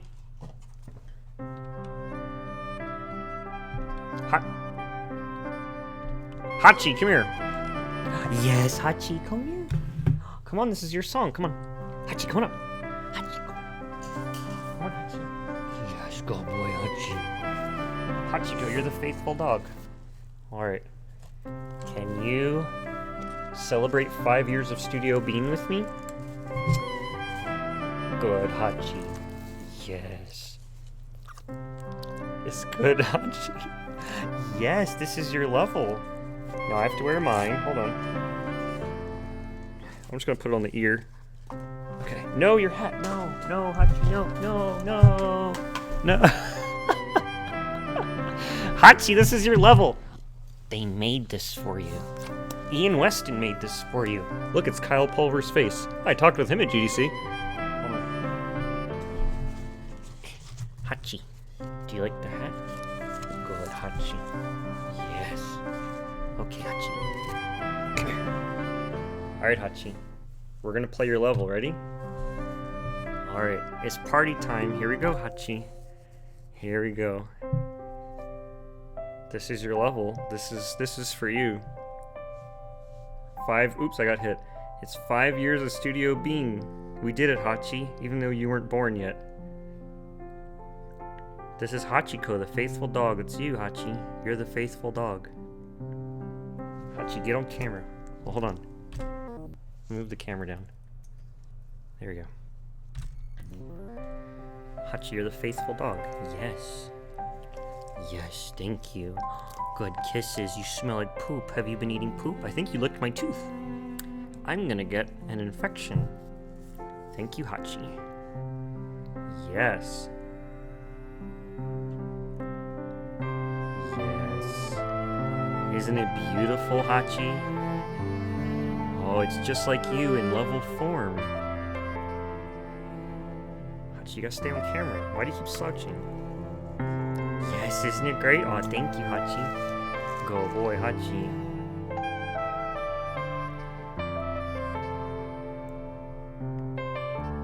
Sorry I can't stay for longer. I gotta go to school. Well, have a good time at school.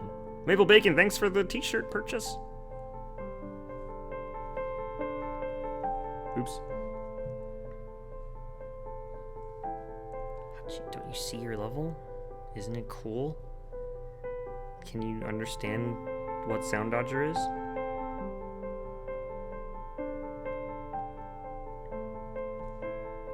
Yes, Hachi.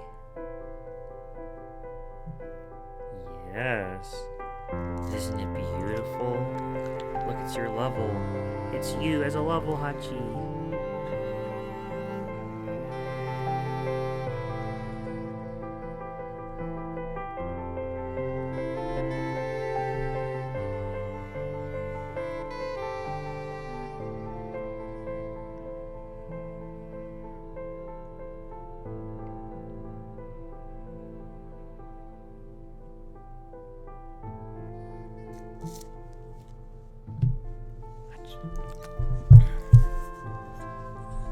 Come on up, Hachi. You gotta stay up here. There you go. Good kisses, Hachi. Very good licking. Very good. Using your poop tongue to lick the world. Yes. Oh, did you hear that? Oh, aren't you a little speaking? Oh, thank you. Thank you, Hachi. Thank you. My Adam's apple thanks you. I'm gonna wash my neck after this. Yes, good, Hachi. Good kisses, Hachi. Yes.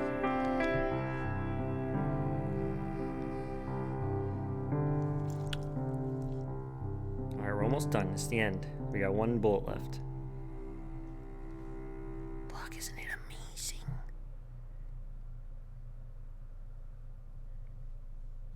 Yay, Hachi, we did it! Alright, I'll take the hat off. There you go. See, isn't that better? Yes, good, Hachi. Alright, Hachi. Ready? That wasn't quite it. Hold on, we can do this. Hachi. Yes. Alright, stay right there. Hachi. Stay right there. Don't move. Ready?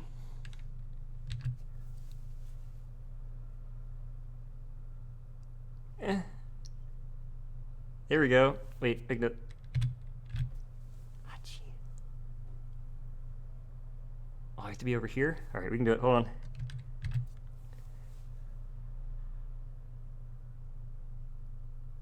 Good boy, Hachi. Yes. Good, Hachi. Yay, Hachi. Of course, the camera's like aimed down. Whoop. Oh, he's eating the hat. Hold on, we only have so many of these left. Got them at the dollar store. Alright, here we go. Goodbye, Soundodger. We did it. There's fur everywhere now. Ugh. Ugh. Hachi. Thank you, Hachi. Feels birthday, man. Thank you, Hachi. Slumlord.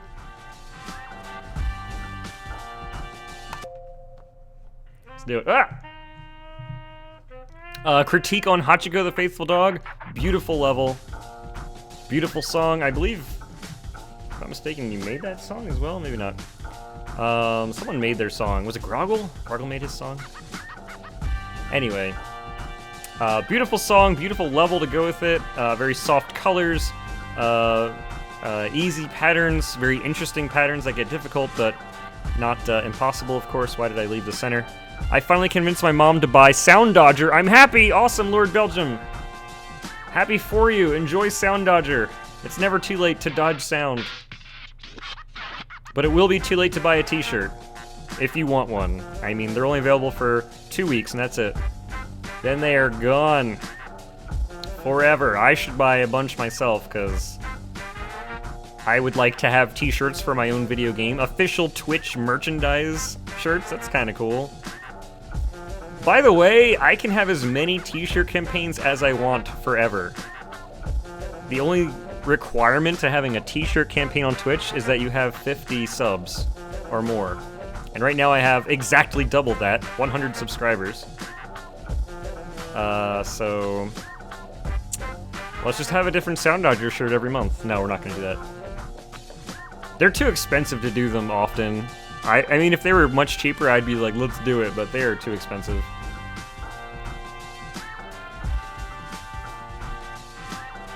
I liked syncing that one up with this one with the update. So we have the update, we have the t-shirt, you're kind of excited about Soundodger all at the same time. Kind of an interesting thing. Having a nice looking City Stream shirt would be nice. What an interesting thing to make City Stream t-shirts for a game that lasted 2 months that so few people would care about. Actually, I could do the campaign through my City Stream channel, which is kind of weird. So it would actually be City Stream, the partnered City Stream channel that's actually doing the campaign.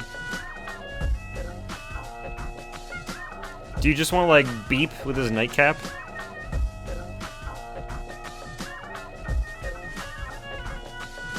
What if it's only Mortimer? Just the Mortimer. Thanks for the follow, whoever you are.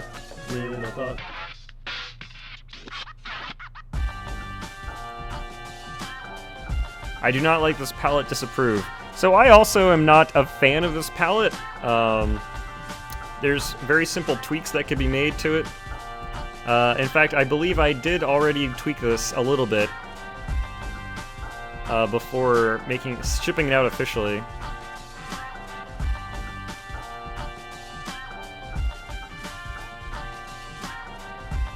I didn't want to change the original vision of the colors, but I did make them a little bit more pleasing. Trust me, it did look different before I changed it. So this is an okay level. It's not too bad. Clearly there's some places it could be worked on, but I mean, you have some interesting patterns going here and there. The gray plays off of the colors nicely. We just don't think that those two shades of brown and yellow are particularly pleasing looking. Probably because they display so poorly on a monitor. Orange in particular, anything close to orange, like this is like a dark orange, brown, they don't display well on monitors because monitors do not contain the color yellow. If you're familiar, RGB, red, green, blue, are the only three colors a monitor can display. And so the way it displays oranges and yellows and things is by approximating what it looks like by combining two other of those color channels together, and which in turn makes yellow. So if you had a monitor that had R, G, B, and Y, which does not exist, you can get much richer oranges and things like that. But for now, this is why this looks like that. Moving on. Spell Slave, Dan Salvito, by Lugia, of course. Coming in with a bang of... my goodness. Ugh. Purple on black, a little bit of white. This reminds me of a candy bar. What, a little Wonka bar? Is that the one that's like purple with the white? Of course they have gold too on the foil. This one's a little bit louder than usual.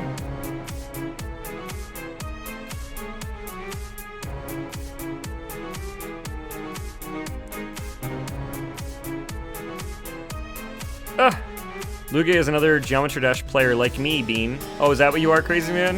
I thought you were a Choice Chamber speedrunner. Oops.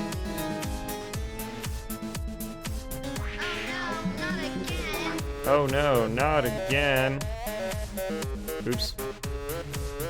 Geometry is my best video game. Just geometry.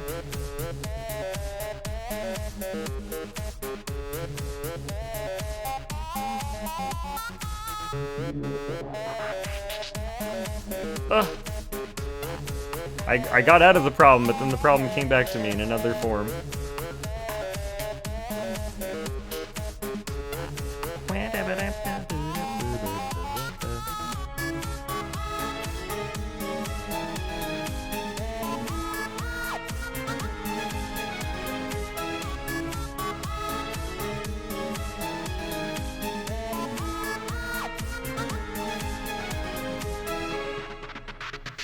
Interesting stuff going on here. This bridge are doing very interesting things as well. I like this level.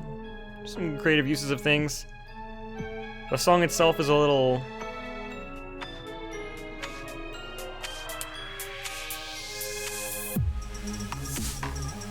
yeah, I don't have the word for what this level is. Like the song itself. It's an interesting song. I mean, it has a lot of different moments and... I can't say that it doesn't have variety. It does have variety. Something about it just feels repetitive? I don't know. How can it have variety and be repetitive, but... I don't know. You're still making the best of it with having different patterns throughout. You're not, like, repeating going back to original stuff that you did before. Or you have callbacks to the original pattern as, to kind of theme things together. So I think what you're doing is just fine. Something about this song. This is when we get into like subjectivity of art. You're like, oh well, the song, it doesn't make me feel like I'm running through meadows. Oh god, what am I doing there? I think I get what you mean, Bean. Alright. Ashley samples are nice. Ashley from WarioWare, if I'm not mistaken, right?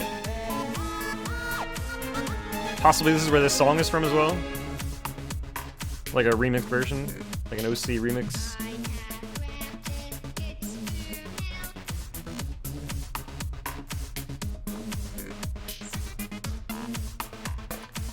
I took some friends to Japantown this week at GDC. And Japantown in San Francisco is very cool. Because they have a big mall that goes across 3 blocks and there's bridges connecting them. And there's a whole bunch of very official feeling Japanese restaurants and stores. And there's an arcade there I wanted to take them to. But unfortunately, the arcade was closed. But they have, the only one I'm aware of, a Rhythm Heaven arcade machine. Which is really cool that there's a Rhythm Heaven arcade machine, because it's the first GBA version as a cabinet, so it's just like the big button and the D-pad, and you just kind of whack the big buttons. And so I played it last year when I was there, and it was so cool because I already have the game basically memorized into my head. You don't forget those games, you play them enough. And then I beat the game on 1 quarter. Well, 2 quarters, but like it's 2 quarters to play. And then I played through the whole thing and beat it in 1 shot. And I was like, oh, I feel incredible. It's kind of like cheating because I played it so many hours at home. But it's the same game, so, you know, it's kind of cool that you can go to an arcade and just play it and beat it that way. So that was very cool. I wish I could have shown it to them, but unfortunately it wasn't there. And now we've gotten to my... How many people left? Okay, not too many. Now we've gotten to my song that I made, Stroke of Misfortune by, of course, Bean. My best is 93%. Here we go. This song is not from WarioWare. Well, wasn't it like a jingle that someone remade in OC Remix? Anyways, this is an original song I made. Original level, of course, to go with it. Because I wanted to get on that hug bullet action.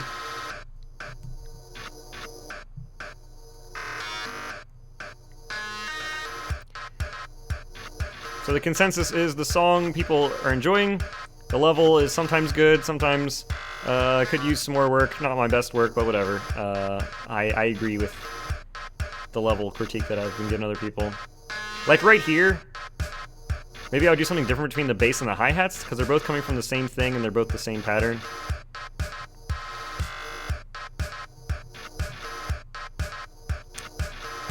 I might want to do something differently with the red patterns too. That's alright. I used to have different areas for each of the hug bullets, like which section they would be between. And I eventually changed it to just be this very predictable ring of things here, just because the next section becomes really unfun. Ugh! How'd I get hit right there?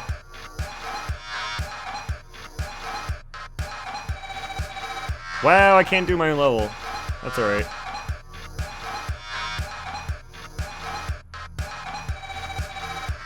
I had a revelation making this level, the song. If you can hear the bass is already fading in for the chorus, but the chorus isn't even close. I'm really... Oh, right, you have to go around. I'm so bad at my level. I'm so nervous showing you guys my level.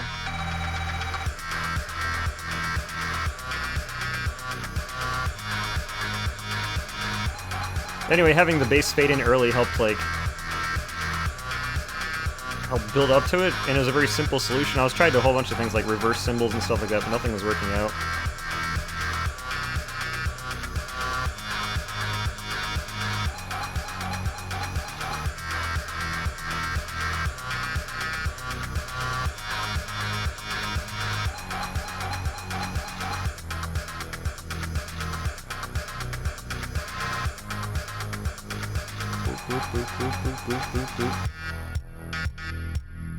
I saw Crazy's machine slow down during those bursts. Right here. 3, 2, 1, right here. Oh, shoot. That's not where the burst is. It's the next one, sorry. 8 more beats. 4, 3, 2, 1. There it is. That burst right there, like, slowed his computer down.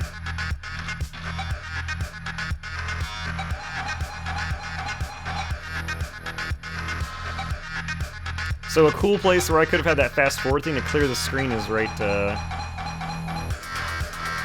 somewhere. I thought it could have been right there. Anyway. So I had fun here breaking not only the music down, but the level. As, like, the level starts falling apart.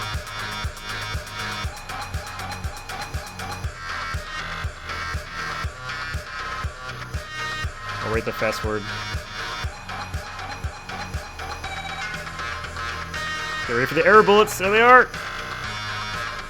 Backwards bullets? What? Bean is actually using XML to do stuff? What?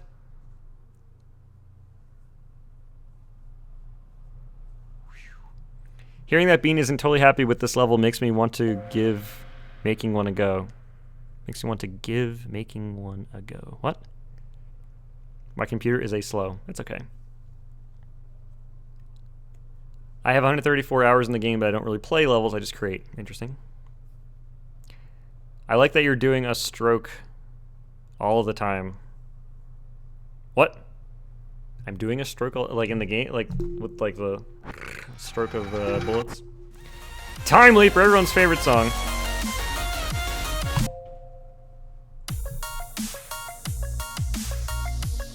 Alright, Waved had a different level, actually, that was going to be in the update. And then out of the blue, not the author, but just out of the blue, the turn of phrase, he's like, hey, this is actually the level I want to do instead. Can you replace mine? I'm like, alright. Not knowing this is the song of the century, I'm doing so well. Apparently this is a big Geometry Dash level. Oh, what? Geometry Dash level, right? Big Newgrounds song. Muting stream, sorry Bean. It's cool. I'm not saying anything important anyway, don't worry about it. When do I ever?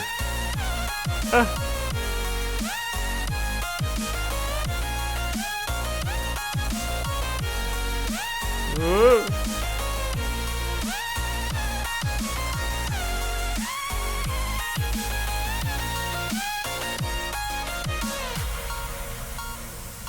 This song is a little bit famous. Bean, so you know, Crazy made this song popular.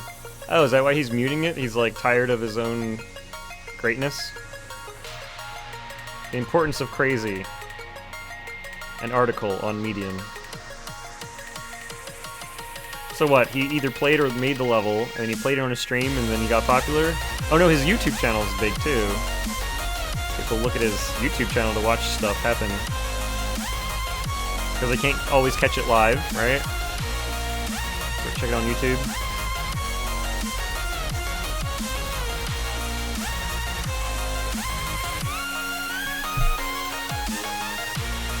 After Crazy finishes all those songs, it's become literally the most overused song in Geometry Dash. Cool! It's like the...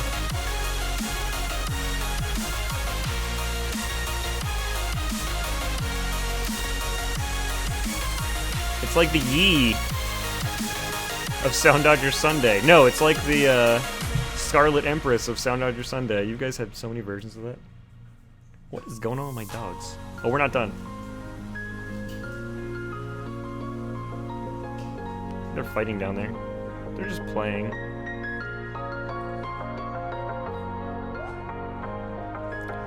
I made a level using this song, and for a while it was massively overused. Well, I mean, it's a good song.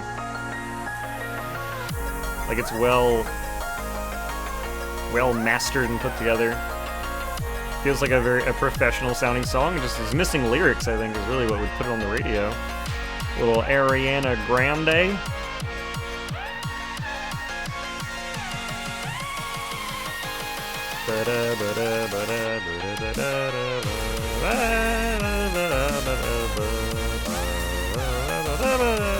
Wasn't this on like a TwitchCon like splash screen? Like during TwitchCon they have like the break screens on their channel.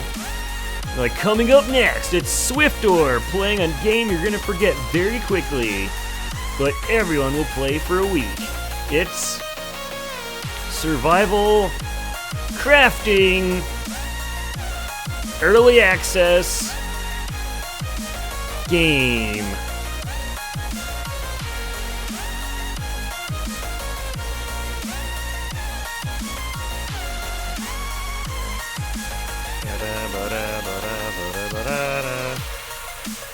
There are over 10,000 levels in Geometry Dash with this song now. Crazy. That's a lot of levels.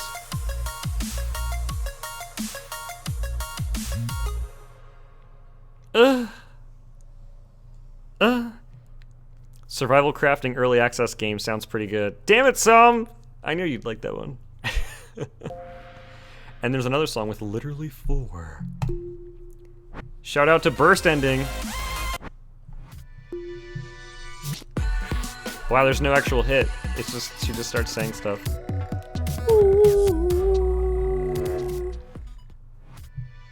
Four songs left. Probably not gonna end on 3 o'clock. We'll go a little bit over time, it's alright. Good level. So that burst has been taken out of Rake Leaves into Piles. Thank you very much. It is now not random anymore. Or I switched it where it's easier. I forget what it is. It's been tweaked, so it's not so, as much BS. Critique on that level? It was alright. A little overdone, if you're gonna ask me. It was fine. This is like radioactive waste. This green, like nuclear thrown rads, as they're called. Radiation bits.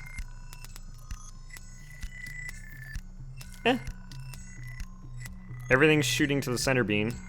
What? Right now?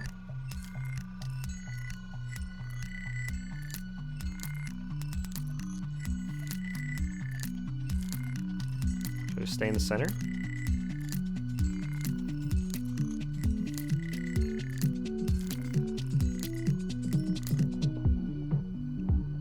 Yep.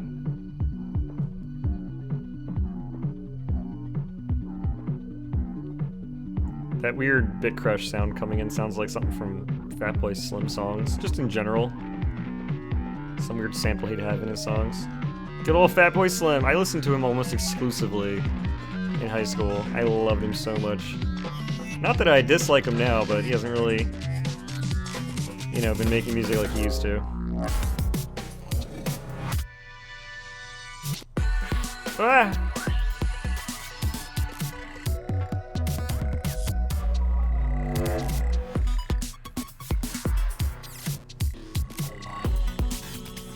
Oh, Frigg leaves in the piles, yes. Things are shooting at the center. I forget what I did. Whatever, you guys approved of it on stream. I was like, fine, whatever. What? I got hitted. Shout out to my gameplay having a very specific path that will send you to hell if you don't follow it. Cool, man.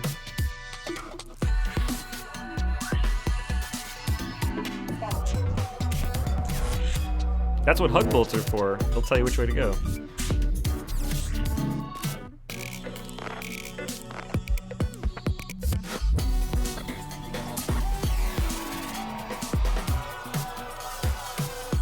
This is a cool level. I like what you're doing with it. And the song, of course, gives you that foundation to work from.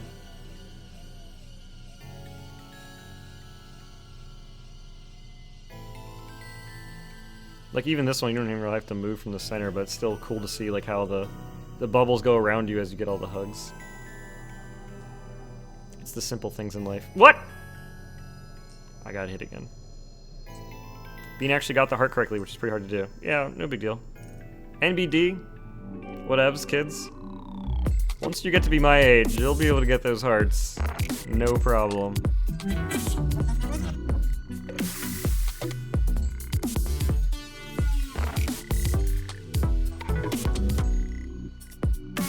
Oh!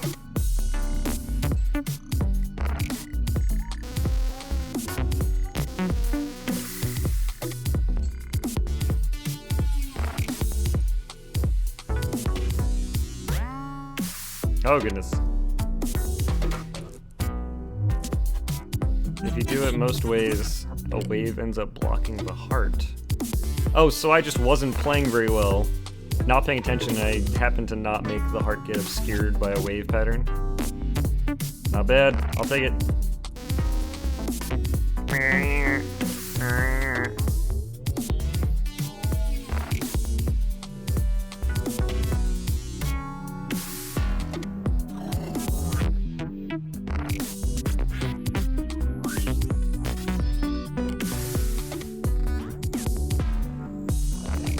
Oh man, I got hit.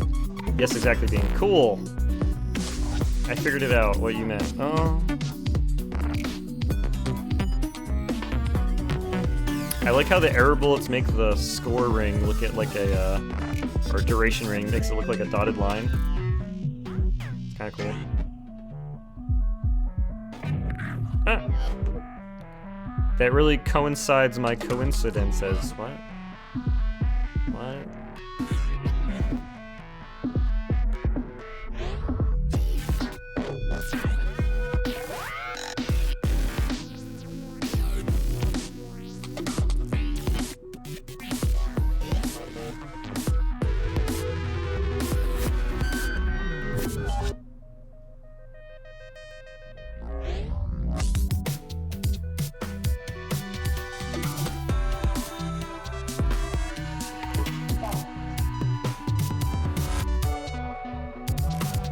This one feels more like a music video than a level, but you're just throwing things out. It's pretty cool. I'm kind of losing interest, and then something comes in that's cool, and then I lose interest again. But maybe it's just because the song is kind of dragging on. The song has lost its melody. It's a bunch of different arrangements of ideas that you can hear. Not a negative or positive note, just something I'm noting.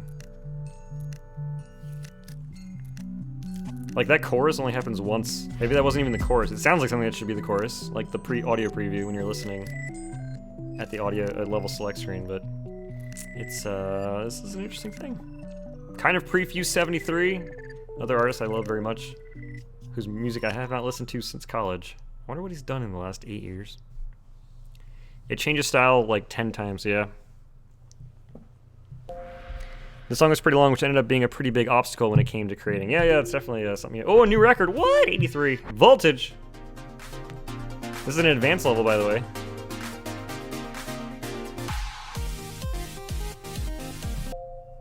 Let's do it. Kyoto Fu. Let's get right into the song. I got hit again. That was really silly. Not quite my blue. Can't comment on the blue if it's not mine.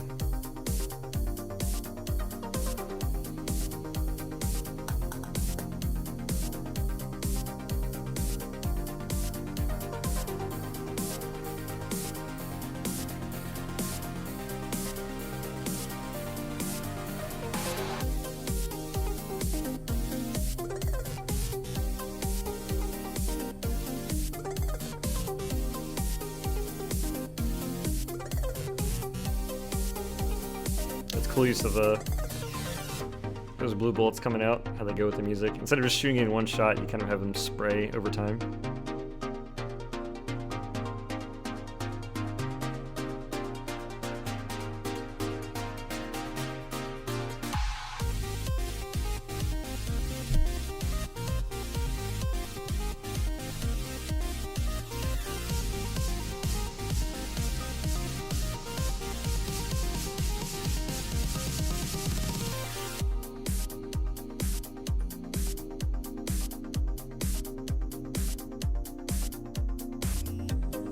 Look at that, they even disappear to the beat. Also cool. Oh goodness. My dogs are fighting again. Oh no, we're rewind. Oh. It should undo your hit if it rewinds past where that happened. That'd be interesting.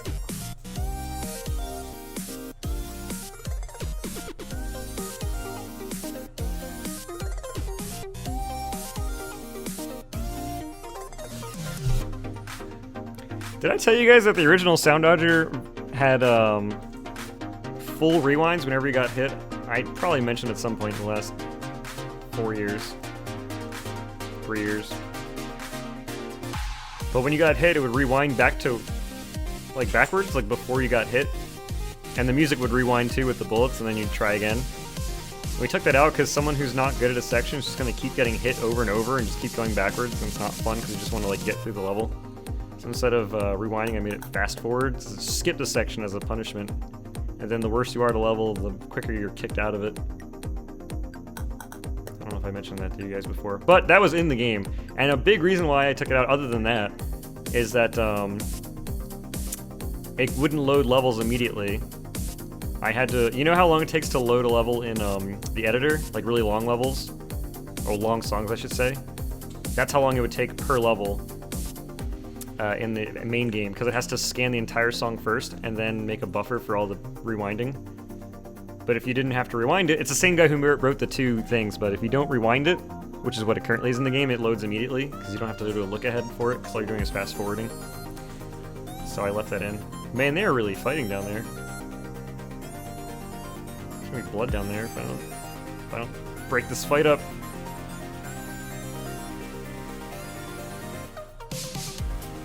You mean just shapes and beats? That rewinds if you... Yeah, if everyone in the game is dead at the same time. Rewinds to the last checkpoint. I didn't have a checkpoint system in here. This just rewound arbitrarily based on where you got hit. Looking forward to that game, by the way. I like to think of it as Soundodger's, like the anti-Soundodger game. Like it's still synced to music. And it's still hand choreographed. And you're still dodging things, but it's really intense and not circular, it's square. So clearly it's like the weird cousin. Is that it? We're just shooting hearts away? Can't get them? Bullets. Oh, good, they're done fighting with the song. Oh, maybe they're not. Let me see. What are they doing? Boys, where are you? There you are. Yeah, I see you. I see you. 93%. Hey.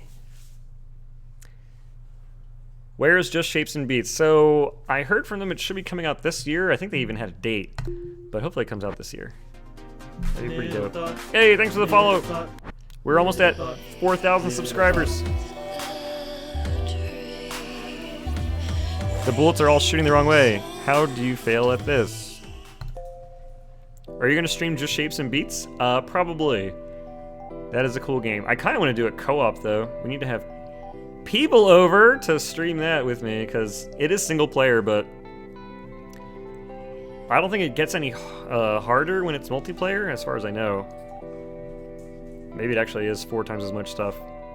But the cool thing is you can resuscitate each other infinitely. Like if you get kicked out and your teammate is still alive, they just need to touch you and then you're back in the game. So you can get through the game using teamwork, piggybacking off each other. Like one of you is safe, one of you is doing the danger parts. This might be tough to see on the stream, but there it is. There's the bullets. I'm so excited for Just Shapes and Beats. Yeah, they've been showing it at so many conventions for the last couple years now. And the I don't know if you've seen some of the demos they do at PAX and stuff, but they have full use of the Mortal Kombat theme song from the movie. The famous Mortal Kombat screaming song where he says all the names of the characters. So they have the rights to use that. They tracked down the original artist and then bought a license from him to use the song. So I thought it was just like a joke that they had it in their like PAX demo. But they totally got the rights to it, so there's gonna be a Mortal Kombat song in the game. Spoilers. But I think Family Jewels is making a bunch of music for them. And they're getting a bunch of other stuff as well, so it should be a pretty amazing soundtrack. And then the game itself is very cool too. Basically Soundodger, but good. Getting Fields and Reaches vibes from this? Oh yeah, definitely. Definitely. Thanks for the follow! GG? What was it? Or was it GL? Good luck, good luck. GG. Good luck, luck. So obviously these colors are hard to see. Baby talcum powder blue on pure white. The gray is obviously more visible here. That's, you know, an obvious choice. Maybe your monitor makes them look darker, maybe your eyes are able to handle this, but this is definitely not the worst color you could have picked. But it's still very difficult for someone to play, especially someone who's colorblind. Then again, there is high contrast mode in Soundodger that should alleviate that problem. Just make all the colors ugly but visible no matter what your visibility is, especially for colors. Ugh. I'd have to check the paint store for baby talcum blue. I like it. Baby powder talcum blue. Baby powder... Wait. Talcum... Wait. Blue... Wait. Baby blue talcum powder. Talcum powder baby blue. Baby blue talcum powder. Coming soon to Walgreens near you. Turn your brightness down. My brightness isn't up. It's you that's down. Why does Bean have Middle Thought as his sub-song? Are you implying that you don't? Because that would be weird. We'll never know. That's me doing a barbershop duet with Dew. A duet? Oh, someone already used that pun when we did it. I still think it's good. Man, I ain't seen him in a minute. His car blew up. So he's not able to drive anywhere. He's fine, but his car isn't. It's gone. The engine actually cracked in half and blew up. So, last time you should ever buy from someone's driveway. You never know what's going on with it. He showed me a picture of it. Like the engine's just like cracked. There's like a whole seam going down the center. You can see right through it. And like, I don't think car engines are supposed to do that. Like, they're not even designed to break that way. That's not what's supposed to happen ever. Ever. One song left. The grand finale. Zelda 2 Palace the Extreme. Palace the Extreme? Look, GL. Good luck.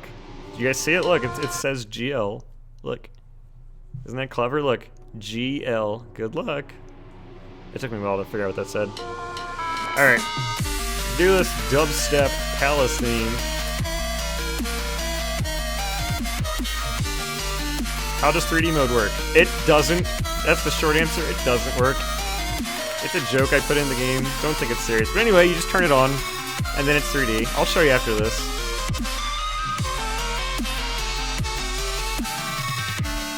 Yeah, it took me a while to figure out it said GL. I'm like, is that a messed up Triforce? No, it's just GL.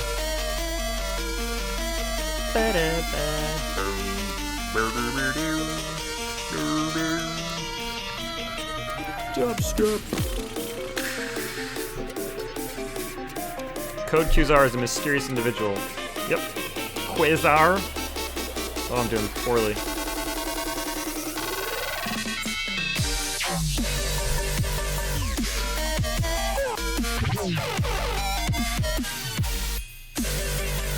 Just makes me want to play Zelda. I do have Breath of the Wild. I have not played it yet. Because Mono has been hogging the Wii U since we got it on Sunday. Every time I want to play it, she's playing, so... As long as she's happy. As long as she's happy playing it. I've been, like, casually watching her play here and there. I don't want to spoil too much, but just watching her play for, like, an hour will spoil a lot of things. Like, what you can do in the game. Not what is in the game, but what you can do.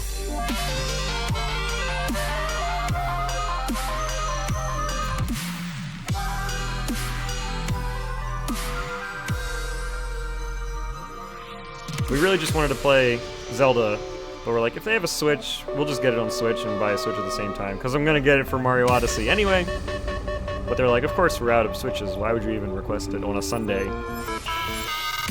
2 days after they went on sale, you think that we're going to have any at this little GameStop in this little city? No.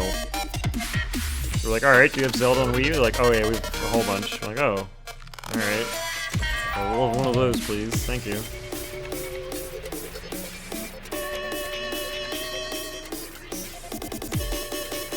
Expensive games are expensive. They sure are. Soundodger's only $7.99. Should be on sale soon. Triforce! Yeah, it should be on sale. I want it to be. I can technically do it myself, but I'll get in trouble if I do that myself.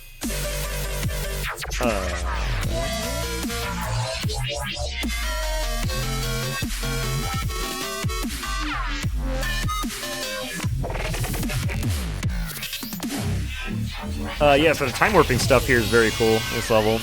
The stuttering is some of the best I've seen in Soundodger. Goes really well with the music. Some of these patterns are a little difficult for me, but it doesn't mean that they're bad. I'm just having trouble with them. Thank you for the 1-bit superhero bear. Bear.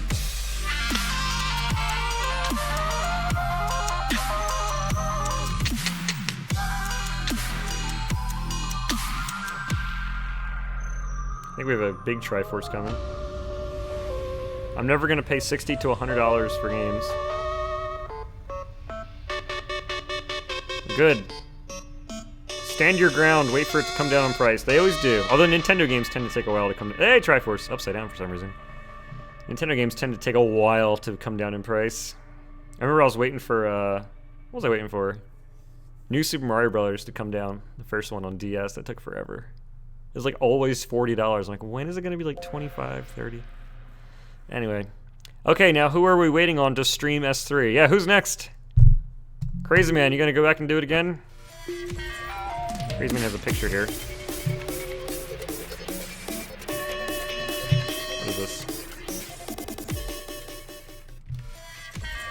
Is this the two thing meme? Soundodger Plus and just shapes and beats.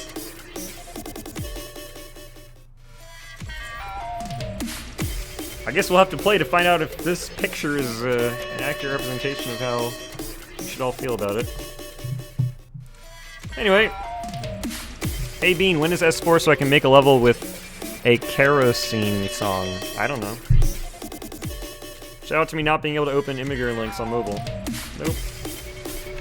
Oh, 3D mode. Let's see. Let's pick, Here you go. 3D mode. You just click it.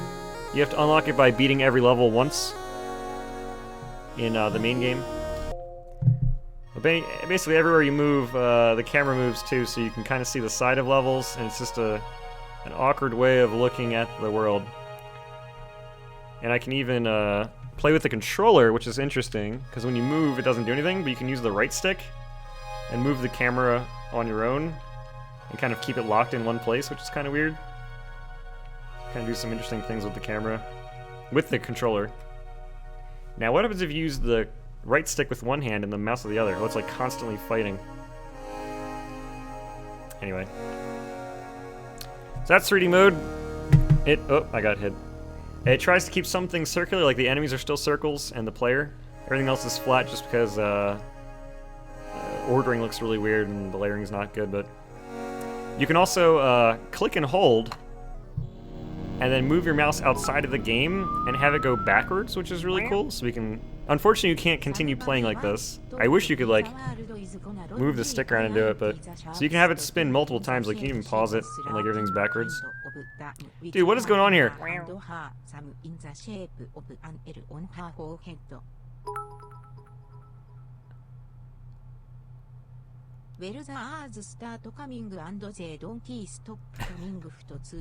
I want to change her voice.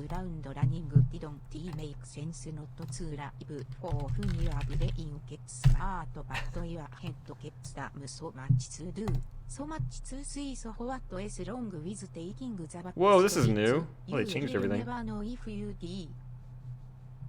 Alright. Wow, they just changed all of Streamlabs. Look how different this is. Alright, so let's go to donations. And we'll go to... We'll go to dog. Voice, Justin? Hello, my name is Kimberly. No, not Kimberly. Kendra? Hello, my name is Kendra. These aren't... These old ones? Justin? Hello, my name is Justin. Oh, that's the one that people liked, huh? Why was it on Justin now? Did it, like, break? They completely changed the alert box. Or Streamlabs. Okay. Anyway.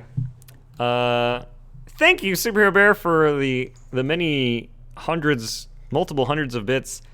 And he says, somebody once told me that the world's going to roll me ain't the sharpest tool in the shed. She was looking kind of dumb with a finger and her thumb in the shape of an L on her forehead. And then he says again, will the years start coming and they don't start coming? Fed to the rules and I hit the ground running.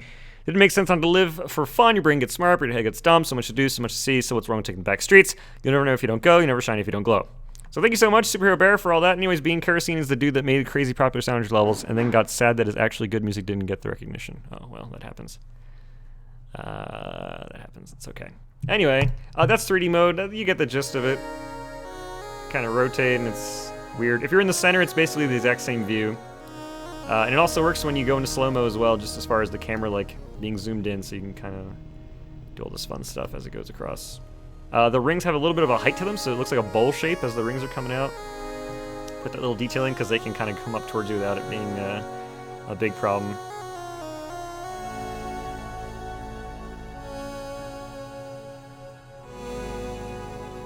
.3D mode can kind of make you dizzy as you move quickly around. Everything's kind of weird looking. And now for the first time, YouTube thumbnails in 3D mode are going to be weird because they'll be like that. Maybe side views.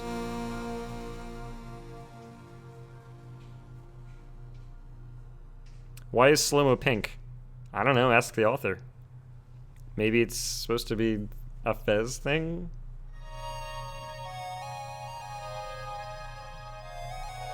Yeah, for a level where you don't move outside of the center, it's fairly the same experience, but when you're doing stuff on the edges, you get a lot of... And this is fairly tame. I made it tame when you're on the inside, but if you move your mouse outside, you can get the really extreme-looking angles and purposely make it look really difficult. Like, you can try playing the game without ever going inside of the level, which is kind of ridiculous. Now there's a 100% challenge for Tokyo Skies for anybody. I don't know if you can play it, because you have to be in the center for the finale.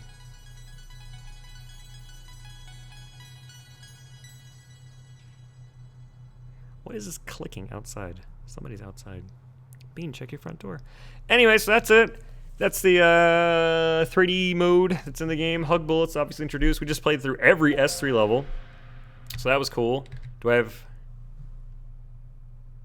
Did I line up okay? Oh, that's not bad. Except my eye is sticking out. Straight in the head. Anyway. Play on reverse mode. No.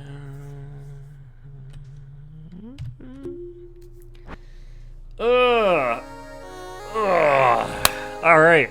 That's going to be it for the stream. Oh, look, even the menus are in 3D. What? Amazing. Oh, and these have depth, too. You can see the buttons are in front of the logo. Like the options and AutoGen are in front. Oh, Bean, I've had this thought for a bit. Love the stream, Bean. Thanks. Welcome back. Thank you, Princess Ike. Glad to be back. Glad to be back. Boop, boop. There it is. All right. Oh, the shades are back. We don't need them. You know when sometimes you just make a level to look good? Yes. I'm aware. Yes. Yes. Thank you for the stream and for S3. You're welcome. Thank you for everybody for helping test it and playing it and stuff. I wish it was on sale, then I could like talk about it, or I feel bad talking about it if the game isn't out yet. Because I don't want people to pay. I don't want people to pay full price for the thing. Never pay full price for late pizza. I mean, that's the rule. We can check right now. Like, I don't think it's on sale yet. It is not on sale yet. It's still $8. Yeah. Oh well. Eventually. Thank you for making 3 levels for S3, well, Mr. Bean. I made 3 levels. I made 1. What are you talking about? What about a sort of hidden secret mode that just is kind of like Zen mode, but gets rid of the player thing? Just like purely cinematic. Oh, just like actually Zen mode. Like just let the thing be a music video type thing. It's an interesting idea. Interesting idea. What else is going on? Did I talk about everything? I think I covered all the things. We got the t-shirt campaign. If you look in the profile, it's the first thing, the t-shirt. They're only available for 2 weeks from now, so March 21st.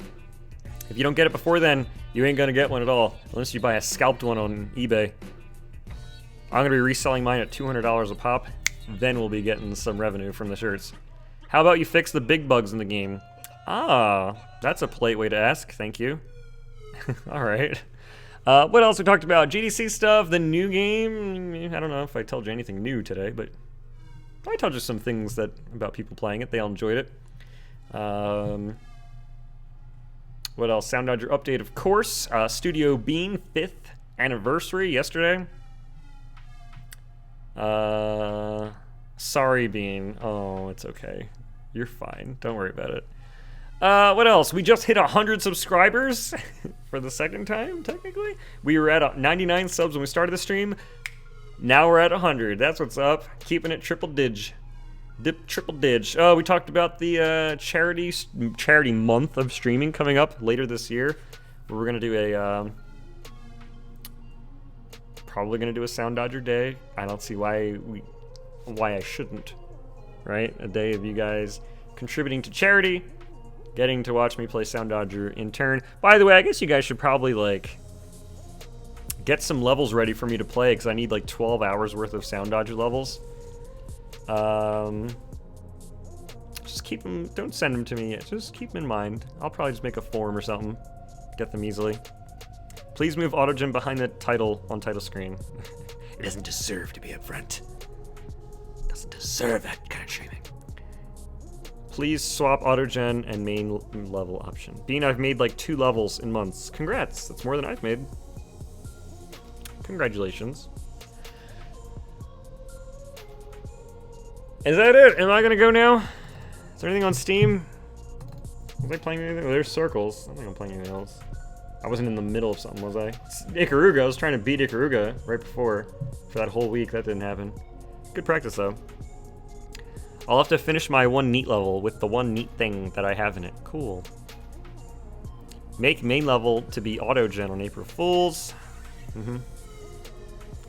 Well, I'm gonna go. Thanks everyone for being here. I'll be back on Tuesday for, wow, because today's Tuesday. I'll be back on Friday. Same time, schedule's down below. I'll see you guys. Thanks for all the new followers. You guys are cool. Thanks for the host, Crazy Man. Thanks for the subs, resubs, people. Superhero Bear for the extra bits. And I'll see you guys Friday. We'll play something or do something. I'm sure we'll do something. Don't you worry. Anyways, Bean, I thought your level was a lot of fun. Wouldn't mind to see you maybe make one during that Soundodger stream. That would be interesting too, which could be a whole stream of making a level for a song. Maybe I could just pick one of my favorite songs that no one's made a level for yet. Make a level for it by being easy, Swigger Beast. Hey, take it easy, man. Take it easy. Since I know you have not seen it yet.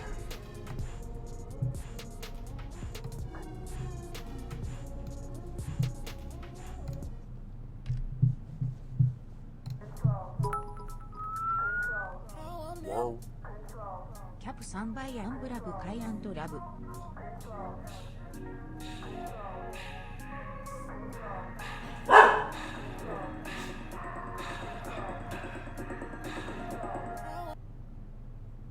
Hey, yo, how'd you do that? How'd you do that? That's really cool. Hey, thanks for the 12 bits, Superhero Bear. That was cool. I hope you find this as neat as I do. Really excited to put this together when there's less excitement in my life. What? Fun fact, this little bit of level is 2011 lines long. Are these all different bullets? Is it constantly oh, it's constantly firing and they're moving really quickly across the screen? Is that what you're doing? You're only visible for 1 frame? And apparently it wants me to watch everything wrong with Blade 2 in 12 minutes or less. The video is 12 minutes 57 seconds. Anyway. Anyway, I'm gonna go. Goodbye, everybody. See you Friday. Thanks for being here.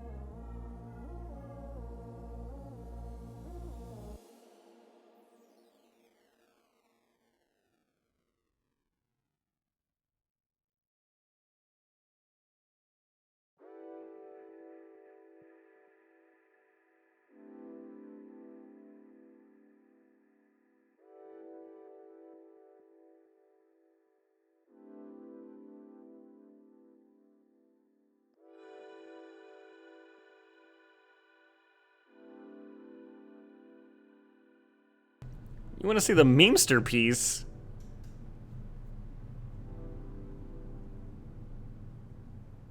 I need to find it now. Where is it? Go to the sound Discord. Where is it under? Memes? Was I tagged? There it is. Bean does what he wants.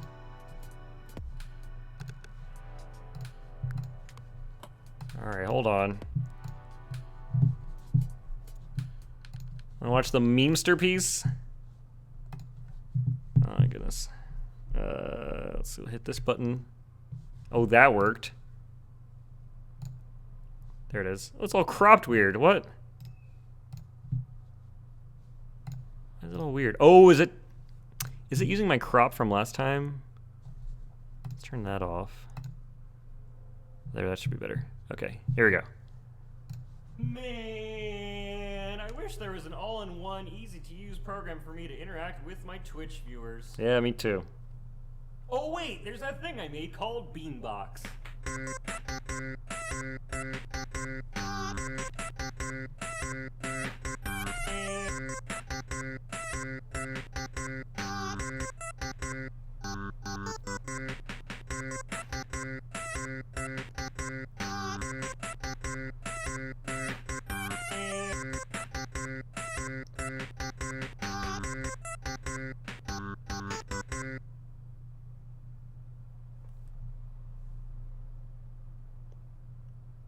Beanbox! Get it now! Or don't. Because it's your life. And you can...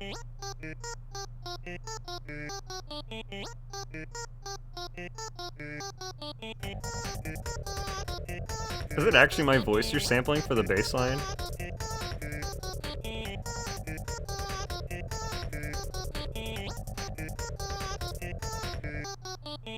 You can do whatever you Love the bottom. Oh, oh. Do whatever you want with it. You can do whatever you want with it.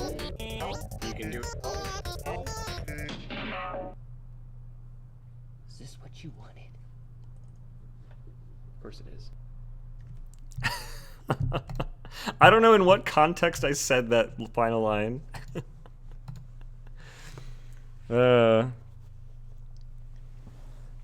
Oh man, it's so good. All right, well there you go. There's the memester piece. That thing is incredible.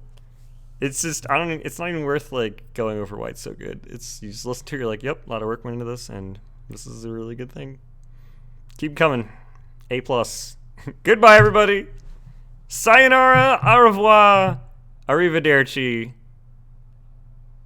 guten tag. Wait, not that last one. No.